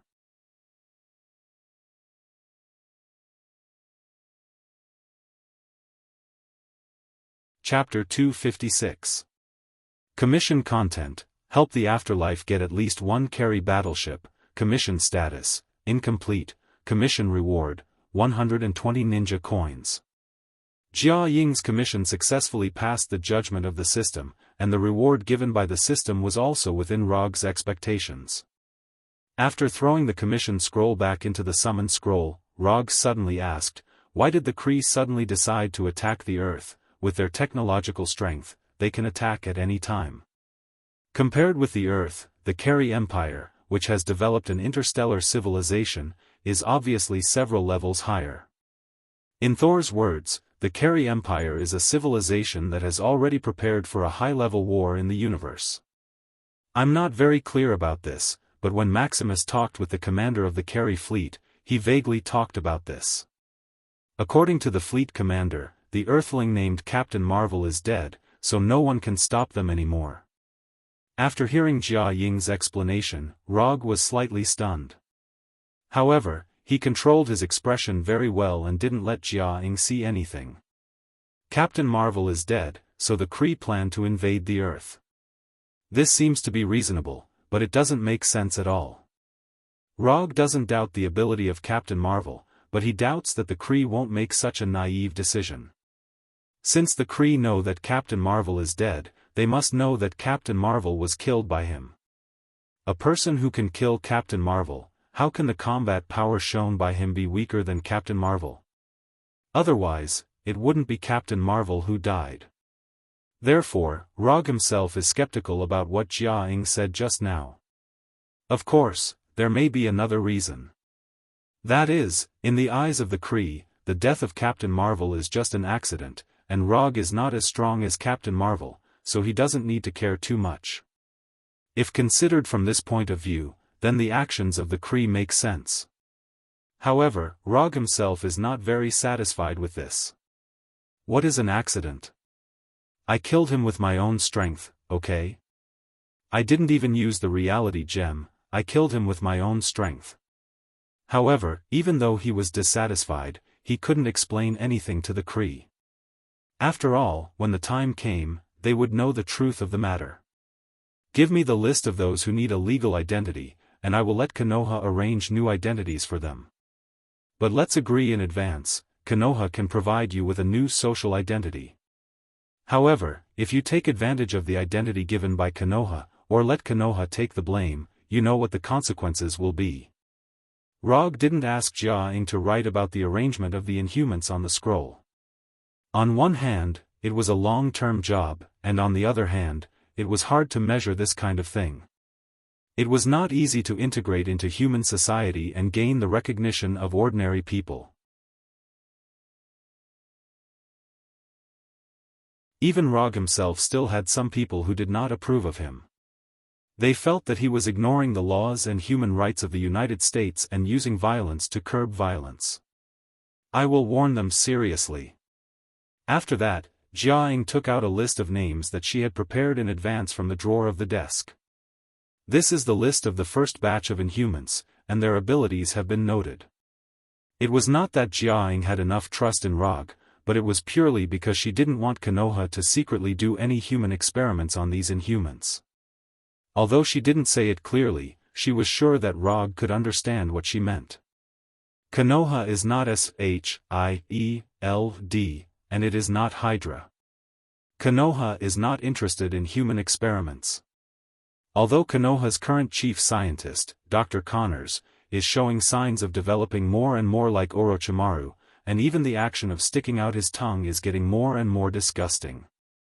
But as long as he is still in Konoha, no one dares to do those inhumane human experiments in Konoha. To put it bluntly, Konoha doesn't think much of the superpowers of these Inhumans. Of course, superpowers such as Sky's shock wave, Gordon's transmission, and Black Bat King's sonic wave are exceptions. When Rog and Jiang were discussing cooperation and follow-up plans, Maximus was not idle and carried out his secret operations that had been thoroughly monitored. Although Maximus's superpower is not very good, it only has a certain degree of telepathy ability, and it must be used smoothly when he is concentrated. What's more troublesome is that his own mental state is not very stable, so his telepathy ability is sometimes absent. In order to make up for his own strength, he became a relatively rare inventor among the Inhumans, and he is also a genius inventor who can use simple materials to make exquisite machines. For example, for this mission, he deliberately combined his telepathy ability and invented a small hypnosis gun to make up for the fact that his superpowers sometimes don't work. If conditions permit, he doesn't mind inventing a few more weapons for himself. But in order to avoid stimulating the Inhumans in the coming world, he only carried this hypnosis gun, and deliberately made the shape of the hypnosis gun into a cylinder more than 10 centimeters long. After taking this hypnosis gun, which has no gun shape at all, Maximus walked towards the room where Sky was resting. Sky's shock wave ability, he had heard about it for a long time, and he saw it with his own eyes yesterday. If used well, Sky's ability can play an instant role in changing the situation on the battlefield. This ability should not appear on an Inhuman from Earth. Only an Inhuman from the royal family like himself is worthy of such a powerful ability. On the way to Sky's room, Maximus even fantasized about the beautiful scene when he has Sky's ability. But at this time, he didn't know that his every move was clearly seen by the Inhumans in the future. Maximus's arrival has caused many Inhumans to become fanatical, to the point that they are willing to violate the rules of the future. But as long as Jiang is still in the future, as long as the Inhuman soldiers loyal to Jiang are still around, the future will not be chaotic. Just as Maximus was about to arrive at Sky's room, the eyeless Gordon suddenly teleported to his side and grabbed his shoulder. "What are you doing?" Gordon clearly has no intention of answering him, and teleported Maximus to Jiang's study room again. Is he Maximus? He doesn't look very smart. Rog sized Maximus up and said casually. "What do you mean? Are you going to start a war with the Inhumans?" Maximus sharply sensed that something is wrong. Jiang and Gordon's actions made him realize something, so he didn't even think about it and put a big label on Rog's head, changing the concept of attacking him to starting a war with the Inhumans.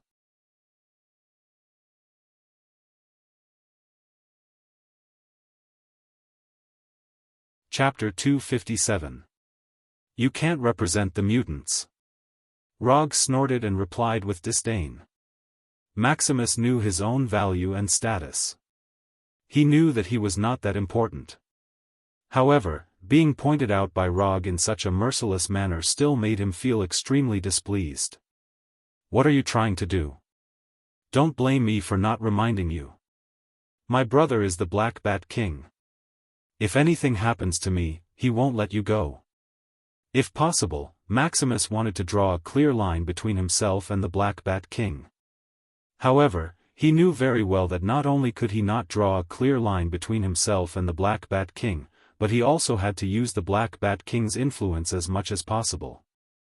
Although he did not know what Rog and Jiang had talked about, the current situation was very unfavorable for him. If your brother really cared about you that much, you wouldn't have to work with the Creoles. So, you should stop bluffing like this.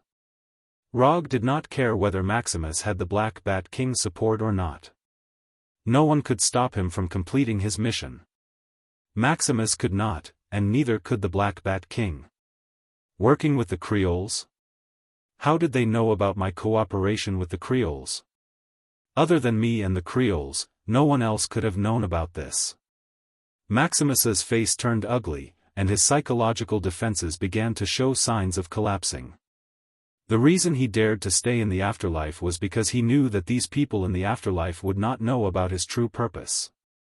These indigenous mutants who have never left Earth could not have seen through my plan. They don't have any mutants who can read minds here. With that in mind, Maximus shifted his attention to Rog. From Maximus's point of view, Rog was indeed the most suspicious one. However, he did not expect that the one who saw through his plan was not Rog, but Jianghu and the other indigenous mutants who he had always looked down on. Are you sure this will lure the Creoles out? They want a mutant disaster that will sweep across the entire Earth. If they don't see the disaster in their plan, they might not appear. Jianghu didn't look at Maximus. Ever since she had reached an agreement with Log, Maximus had become a dispensable existence. Of course not. I'm not a Cree. How would I know what kind of decision they would make? But since they are still interested in the Inhumans, then they will definitely be interested in the honeycomb. After all, compared to controlling a group of mutants, controlling one mutant is obviously much easier. And with the beehive, it's basically the same as having the key to controlling all the Inhumans.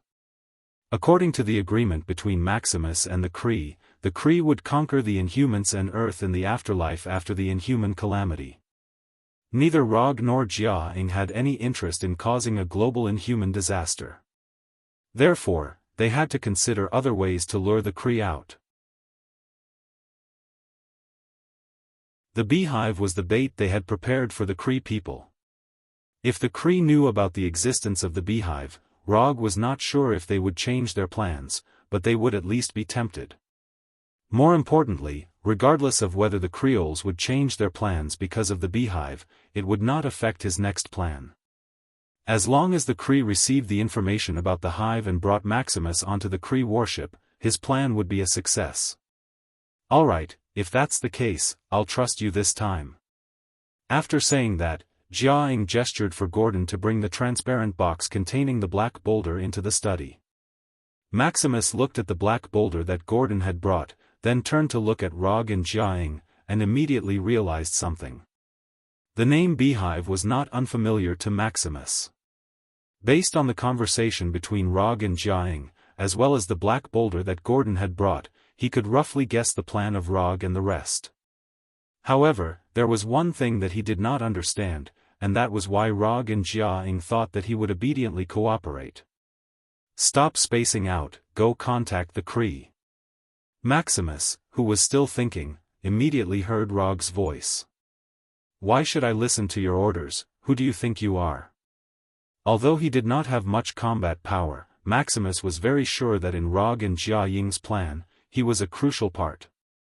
They won't dare do anything to me, only I can contact the Kree. Without my help, they won't be able to do anything. Maximus felt that he had grasped the crux of the matter, and regained control of the situation. In addition, Rog and Jianghu did not restrict or oppress him in any way, which made him even more certain of his thoughts. No wonder you didn't dare do anything to me after bringing me here. So there are times when you need my help too. A confident look appeared on Maximus's face.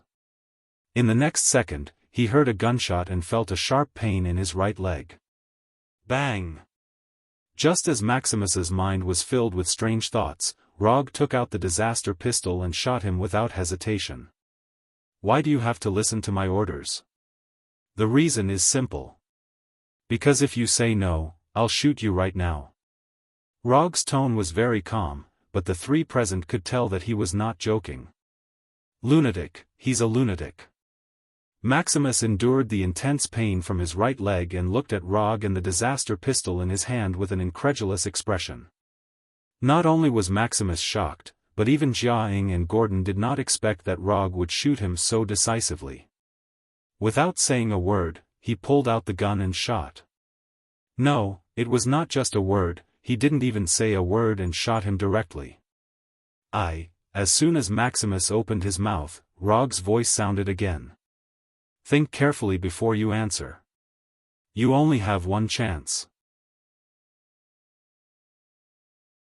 Maximus was indeed the only one who could contact the Kree, but this did not mean that Rog needed to be controlled by him. Even if Maximus was the only one who could contact the Kree, he could still bring the dead Maximus back. Although this would consume some ninja coins, which would quickly reduce the cost-performance ratio of the whole mission. Enduring the intense pain from his right leg and the intense anger in his heart, Maximus took a deep breath and said word by word, "I will do as you say." Wouldn't it have been better if he had answered like this from the start? Why did he have to make trouble? After hearing Maximus's answer, Rog put away the disaster pistol with satisfaction, then stood up from the chair, went straight to Maximus, and patted him on the shoulder. "I know why you can't compare to your brother, you really can't."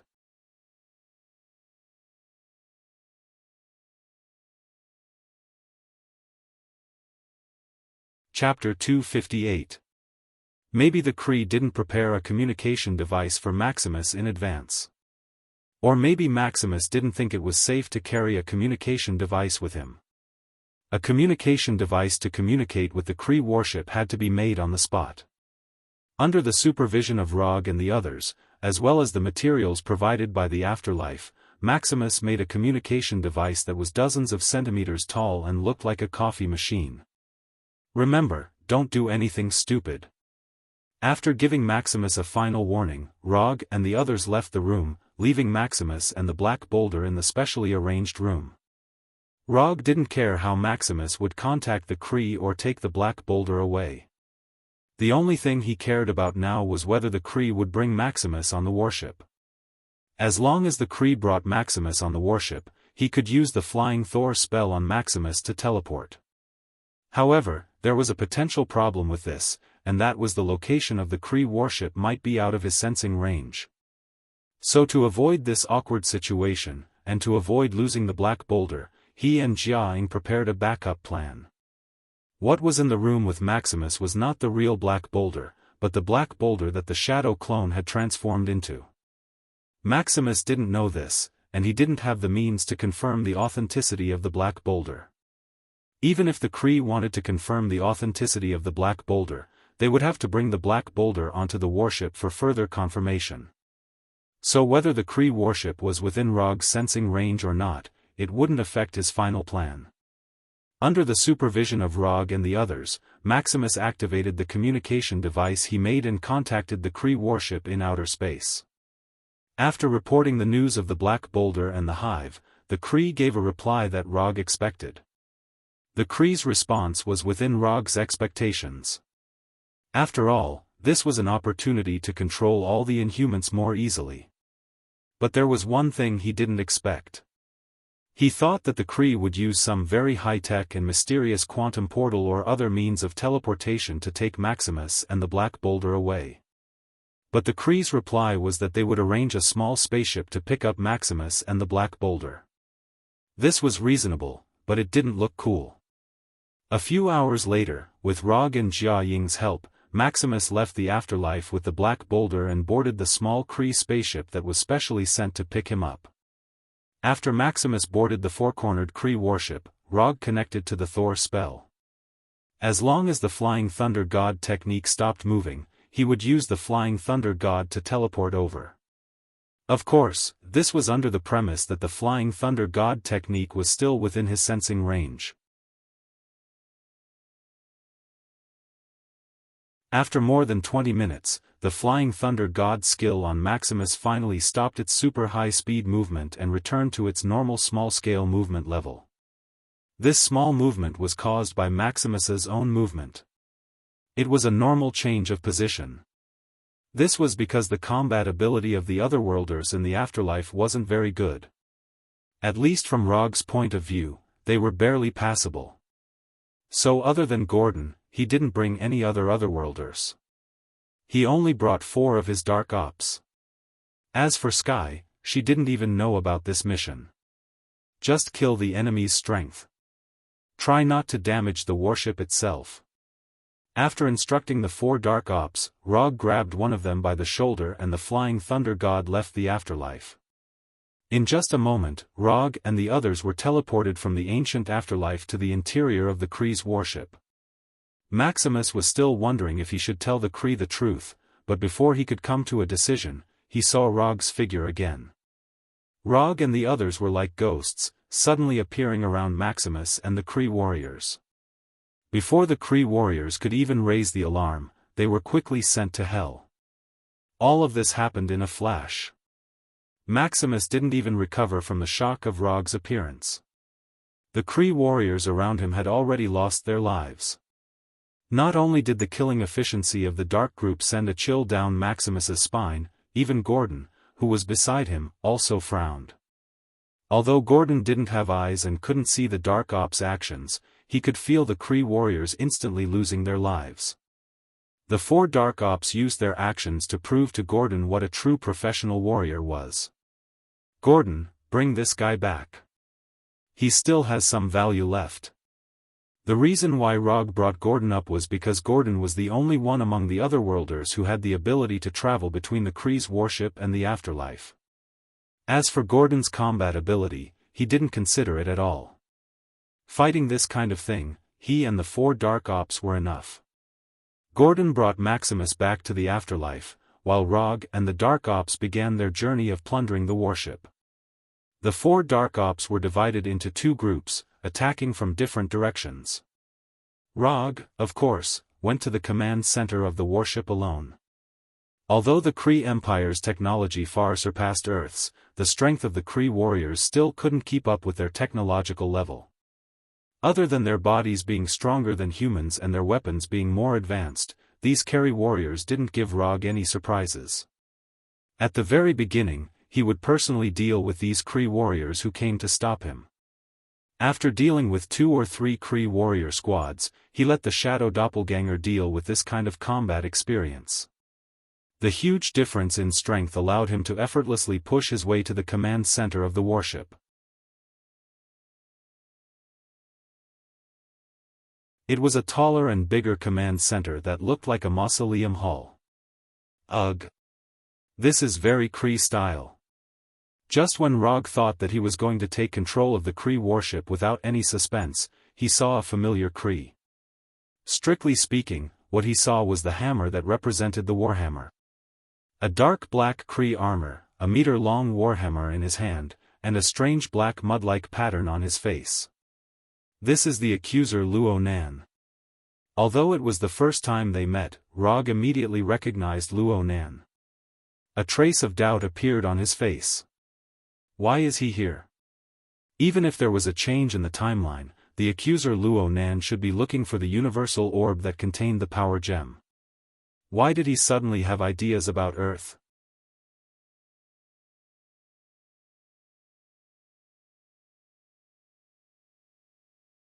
Chapter 259. While Rog was looking at Luo Nan, who was holding a warhammer, was also silently observing Rog. Unlike Rog, who knows him, Luo Nan doesn't know anything about Rog. Luo Nan only knows 2 people from Earth. One is Captain Carroll, who single-handedly forced the Kerry fleet to retreat decades ago. The other is a marauder who calls himself Star-Lord. As for the name of this Star-Lord, Luo Nan doesn't know, nor is he interested in knowing. The reason why he knows Star-Lord is purely because Star-Lord is a relatively rare Earthling in the universe. That's all. But from now on, Rog will be added to the list of Earthlings he knows. After witnessing the battle scene of Rog and the Shadow Clone pushing all the way to the command center, Luo Nan knew that this man from Earth is not simple. Although in Luo Nan's view, the Kerry warriors who had just been killed by Rog are completely inferior to the warriors of his accuser legion. But no matter what, those are qualified warriors raised by the Kerry Empire, not mobs like space pirates or criminals. If they were compared to the human soldiers on Earth, the Kerry soldiers would definitely be considered elites. Earthling, tell me your name, you have the qualifications to make me personally take action. After carefully looking at Rog, Luo Nan said, his tone full of confidence, or rather, pride. Not to mention that Rog is just an Earthling. Even if he is a person from the Nova Empire, Luo Nan's attitude will not change much. He is the commander of the Kerry Empire, Luo Nan, who has an illustrious existence in the entire universe. Although Luo Nan's attitude is not very friendly, he does have the strength to match his pride. However, Luo Nan obviously ignored one point, that is, Rog can't understand what he is saying at all. Luo Nan doesn't know the language of Earth, and Rog also doesn't know the language of the Kerry Empire. Rog, who has not really started his journey in the universe, can't have the so-called universal language translator on him. So for Luo Nan's inquiry, Rog's response was to directly raise the disaster pistol and shoot him. Bang! The light blue chakra bullet arrived in front of Ronan at a speed faster than the speed of sound. Then Luo Nan blocked it with his warhammer. Although in the original timeline, the manipulator Luo Nan died in a hilarious manner at the hands of the Milky Way awkward dance troupe. But there was one point that couldn't be denied. And that was that Luo Nan was a ferocious person who could hold the strength gem with his bare hands without dying. In Rog's memory, there were only 3 people who could do this alone. One was Luo Nan, one was Thanos Dominator, and the other was an unknown member of the Celestial Group. For such an existence, no matter how serious he was, it would not be an exaggeration. After casually blocking the chakra bullet, Luo Nan finally realized that there was a language barrier between him and Rog. Thus, he opened his mouth once more. But this time, he deliberately turned on the language translation function on the spaceship. Report your name? If you want to know my name, beat me first. I don't have the habit of reporting my name to a loser. Rog put the disaster pistol back into the holster and replied arrogantly. I'm not afraid of showing off. Luo Nan didn't expect that Rog would give such an answer. However, he didn't have any dissatisfaction or anger because of this. Instead, he felt that what Rog said was very reasonable. 2 men of different races with similar names had achieved a strange resonance in such a strange way. Fortunately, Rog didn't have any telepathy ability now, otherwise, he would definitely tell Luo Nan clearly that they were not the same kind of people, and it was impossible for them to have the same hobby. Luo Nan didn't speak again. He snorted softly and instantly attacked Rog. In terms of speed, Luo Nan's speed wasn't very fast. He wasn't as fast as Quicksilver and Owl, who had awakened the speed god power. But in terms of combat experience, Luo Nan was obviously several times stronger than Quicksilver and Owl combined. In a battle, speed was very important, but whether there was a corresponding attack that matched the speed was even more important. Luo Nan's speed wasn't very fast, but his attack completely matched his speed. The warhammer in his hand attacked Rog's head like a meteor. Clang! Just when the head of the warhammer was about to hit his head, the silver-white Kusanagi sword appeared in Rog's right hand and hit the handle of the warhammer like lightning.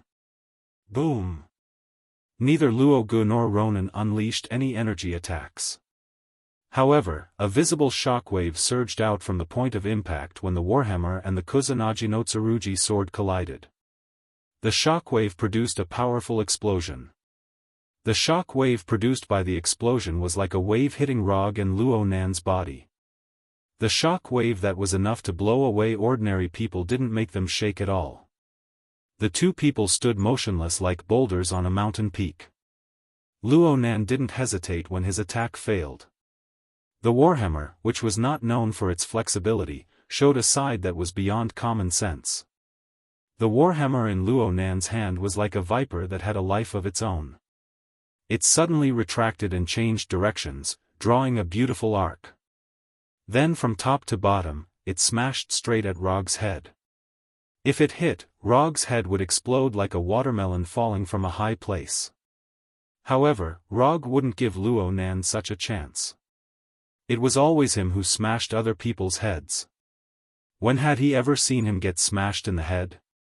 The warhammer attack was fast, but Rog disappeared even faster. Accurately speaking, he didn't disappear, but attacked. Lightning body blink. Kusanagi sword, Chidori blade. Rog was like a real lightning bolt as he appeared behind Luo Nan in an instant. The Kusanagi sword wrapped in lightning directly chopped at the back of Luo Nan's neck. Right now, Luo Nan was wearing battle armor, and he was wearing a hood made of unknown metal or some other material. As long as the Chidori blade hit, even if Luo Nan's neck was made of steel, Rog had the confidence to cut him in half. The warhammer was still descending, Luo Nan didn't have time to turn around and defend. The moment Luo Nan's silhouette disappeared, Luo Nan was on full alert. As a warrior who had experienced hundreds of battles, he obviously knew that his biggest weakness was behind him. When the Kusanagi sword was only 10 centimeters away from Luo Nan's neck, Luo Nan's body suddenly exploded with a dark energy that was as dark as ink. This sudden dark energy didn't disperse like a shock wave. Instead, it instantly formed a 360-degree energy shield, completely enveloping Luo Nan. Zizizi. The Kusanagi sword wrapped in lightning chopped at the black energy shield, exploding with a silvery white electric current.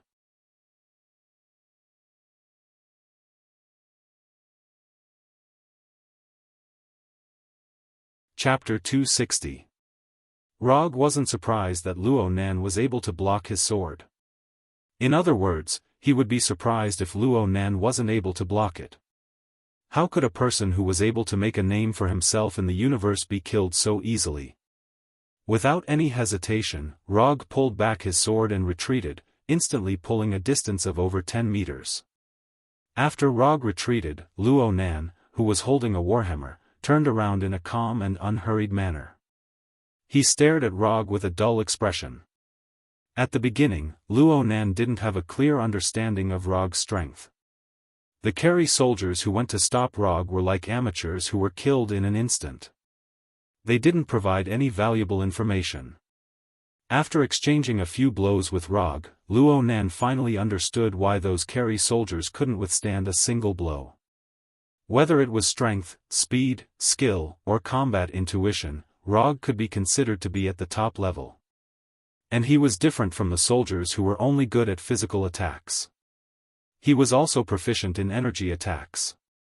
Even though Luo Nan didn't know what ninjutsu was, he could determine that Rog was proficient in energy attacks just by looking at the lightning body blink and Chidori blade. This wasn't a baseless guess, but rather a combat intuition cultivated from his rich combat experience. An enemy who didn't have any shortcomings in the offensive aspect. Interesting. Other than his constitution being a bit weaker, Luo Nan didn't see any weaknesses on Rog's body. But this was only the information obtained from the short exchange. As for whether Rog had any other weaknesses, Luo Nan needed further confirmation. Luo Nan silently adjusted his evaluation of Rog's strength and increased his threat level by a few levels. In the Keri Army's general evaluation standard, the threat level of an ordinary adult male from Earth was close to 0. But the threat level of the Flake Meta Beast, which was known as one of the most dangerous creatures in the universe, was extremely high. As for Rog, Luo Nan felt that his threat level was even higher than the Flake Meta Beast. He had reached an extremely high level. But even so, Luo Nan didn't have any thoughts of retreating. Creatures that were evaluated as extremely threatening had died by his hands more than 1 or 2. Although Rog was very strong, he hadn't reached the point where he couldn't resist. If Luo Nan only felt that Rog had the qualifications to make him personally take action against him before, then right now, Rog was an opponent worthy of him taking seriously and going all out against. The controller, Luo Nan, was prepared to attack with all his strength. Without any warning, Luo Nan attacked Rog once more. This time, he did not hold back at all and directly unleashed his peak strength. Luo Nan charged towards Rog like a meteor, and the warhammer in his hand began to radiate with a black glow. Rog hadn't arrived yet, but the shockwave from the warhammer had already arrived in front of Rog. Boom! The terrifying shockwave hit Rog's position like a missile, blasting a 10-meter wide hole in the metal floor. The huge impact caused the entire command center to shake violently. The shockwave emitted by the warhammer was indeed powerful, but it did not cause any damage to Rog. In the instant that the warhammer radiated with a black glow, he used lightning body blink to leave his original position. The warhammer in Luo Nan's hand looked ordinary and mediocre, just like an ordinary warhammer made of metal. But this warhammer was a high-tech product of the Keri Empire, and it had a very special name. Omnipotent Weapon, this was the name of Luo Nan's warhammer. Don't look at the name, the Warhammer's abilities were not lacking at all. It could disintegrate or recombine matter, manipulate matter's gravity and density, it could control lightning, absorb energy, manipulate energy, create an energy shield, fire shockwaves, it could fly, create a force field, create a time shift domain, carry out hyperspace teleportation. Even in the technologically advanced Carry Empire, this omnipotent weapon, Warhammer, was a rare god-level weapon. In terms of pretentiousness, Luo Nan's omnipotent weapon Warhammer might not be able to compare to Thor's hammer Mjolnir. But in terms of practicality, the omnipotent weapon Warhammer threw Thor's hammer by several levels. And it was different from the picky Thor's hammer. The omnipotent weapon Warhammer was much more approachable, and its requirements for the user were much lower. After using the lightning body blink to dodge the shockwaves emitted by the Warhammer, Rog didn't hold back against Luo Nan. He waved his hand and threw out two ninjutsu. Water release, Water Dragon Bullet. Fire release, Fire Dragon Bullet.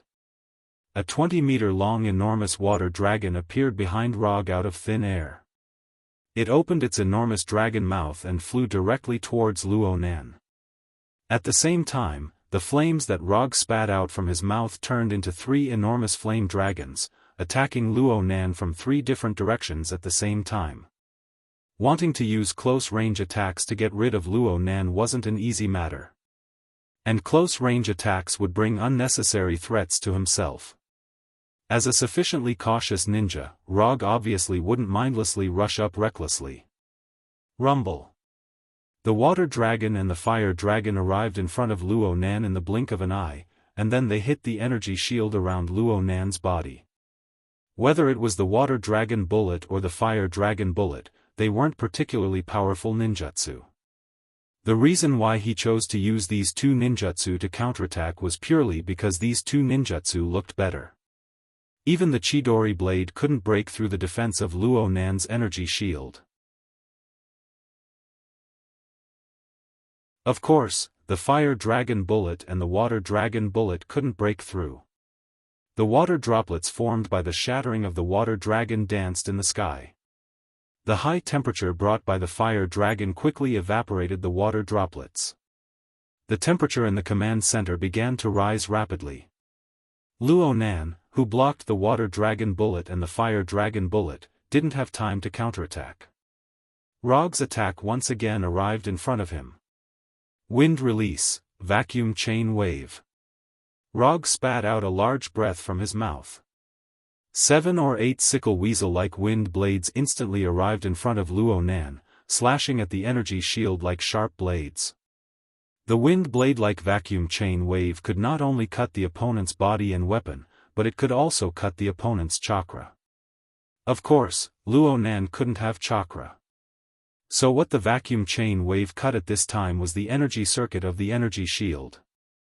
Whether it was a barrier or an energy shield, there would be an energy circuit during the maintenance period. So when faced with a barrier and an energy shield, cutting off the energy circuit was the best way to break the barrier and the energy shield. Of course, if one's strength was strong enough to ignore the barrier and the energy shield, then it was also possible to break it with brute force. Rog didn't expect the water dragon bullet and the fire dragon bullet to break Luo Nan's energy shield from the beginning. He just wanted to use the water dragon bullet and the fire dragon bullet to test the weakness of the energy shield. In other words, the key connection points of the energy circuit. This kind of thing might be a bit unimaginable for other people. But for Rog, who had the Sharingan, it wasn't a difficult thing. The insight of the Sharingan was indeed inferior to the Byakugan. Even the Manjikyu Sharingan's insight couldn't be compared to the Byakugan. But he didn't need the abnormal insight of the Byakugan. He just needed to roughly determine the connection points of the energy circuit in a few suspicious areas. That was enough.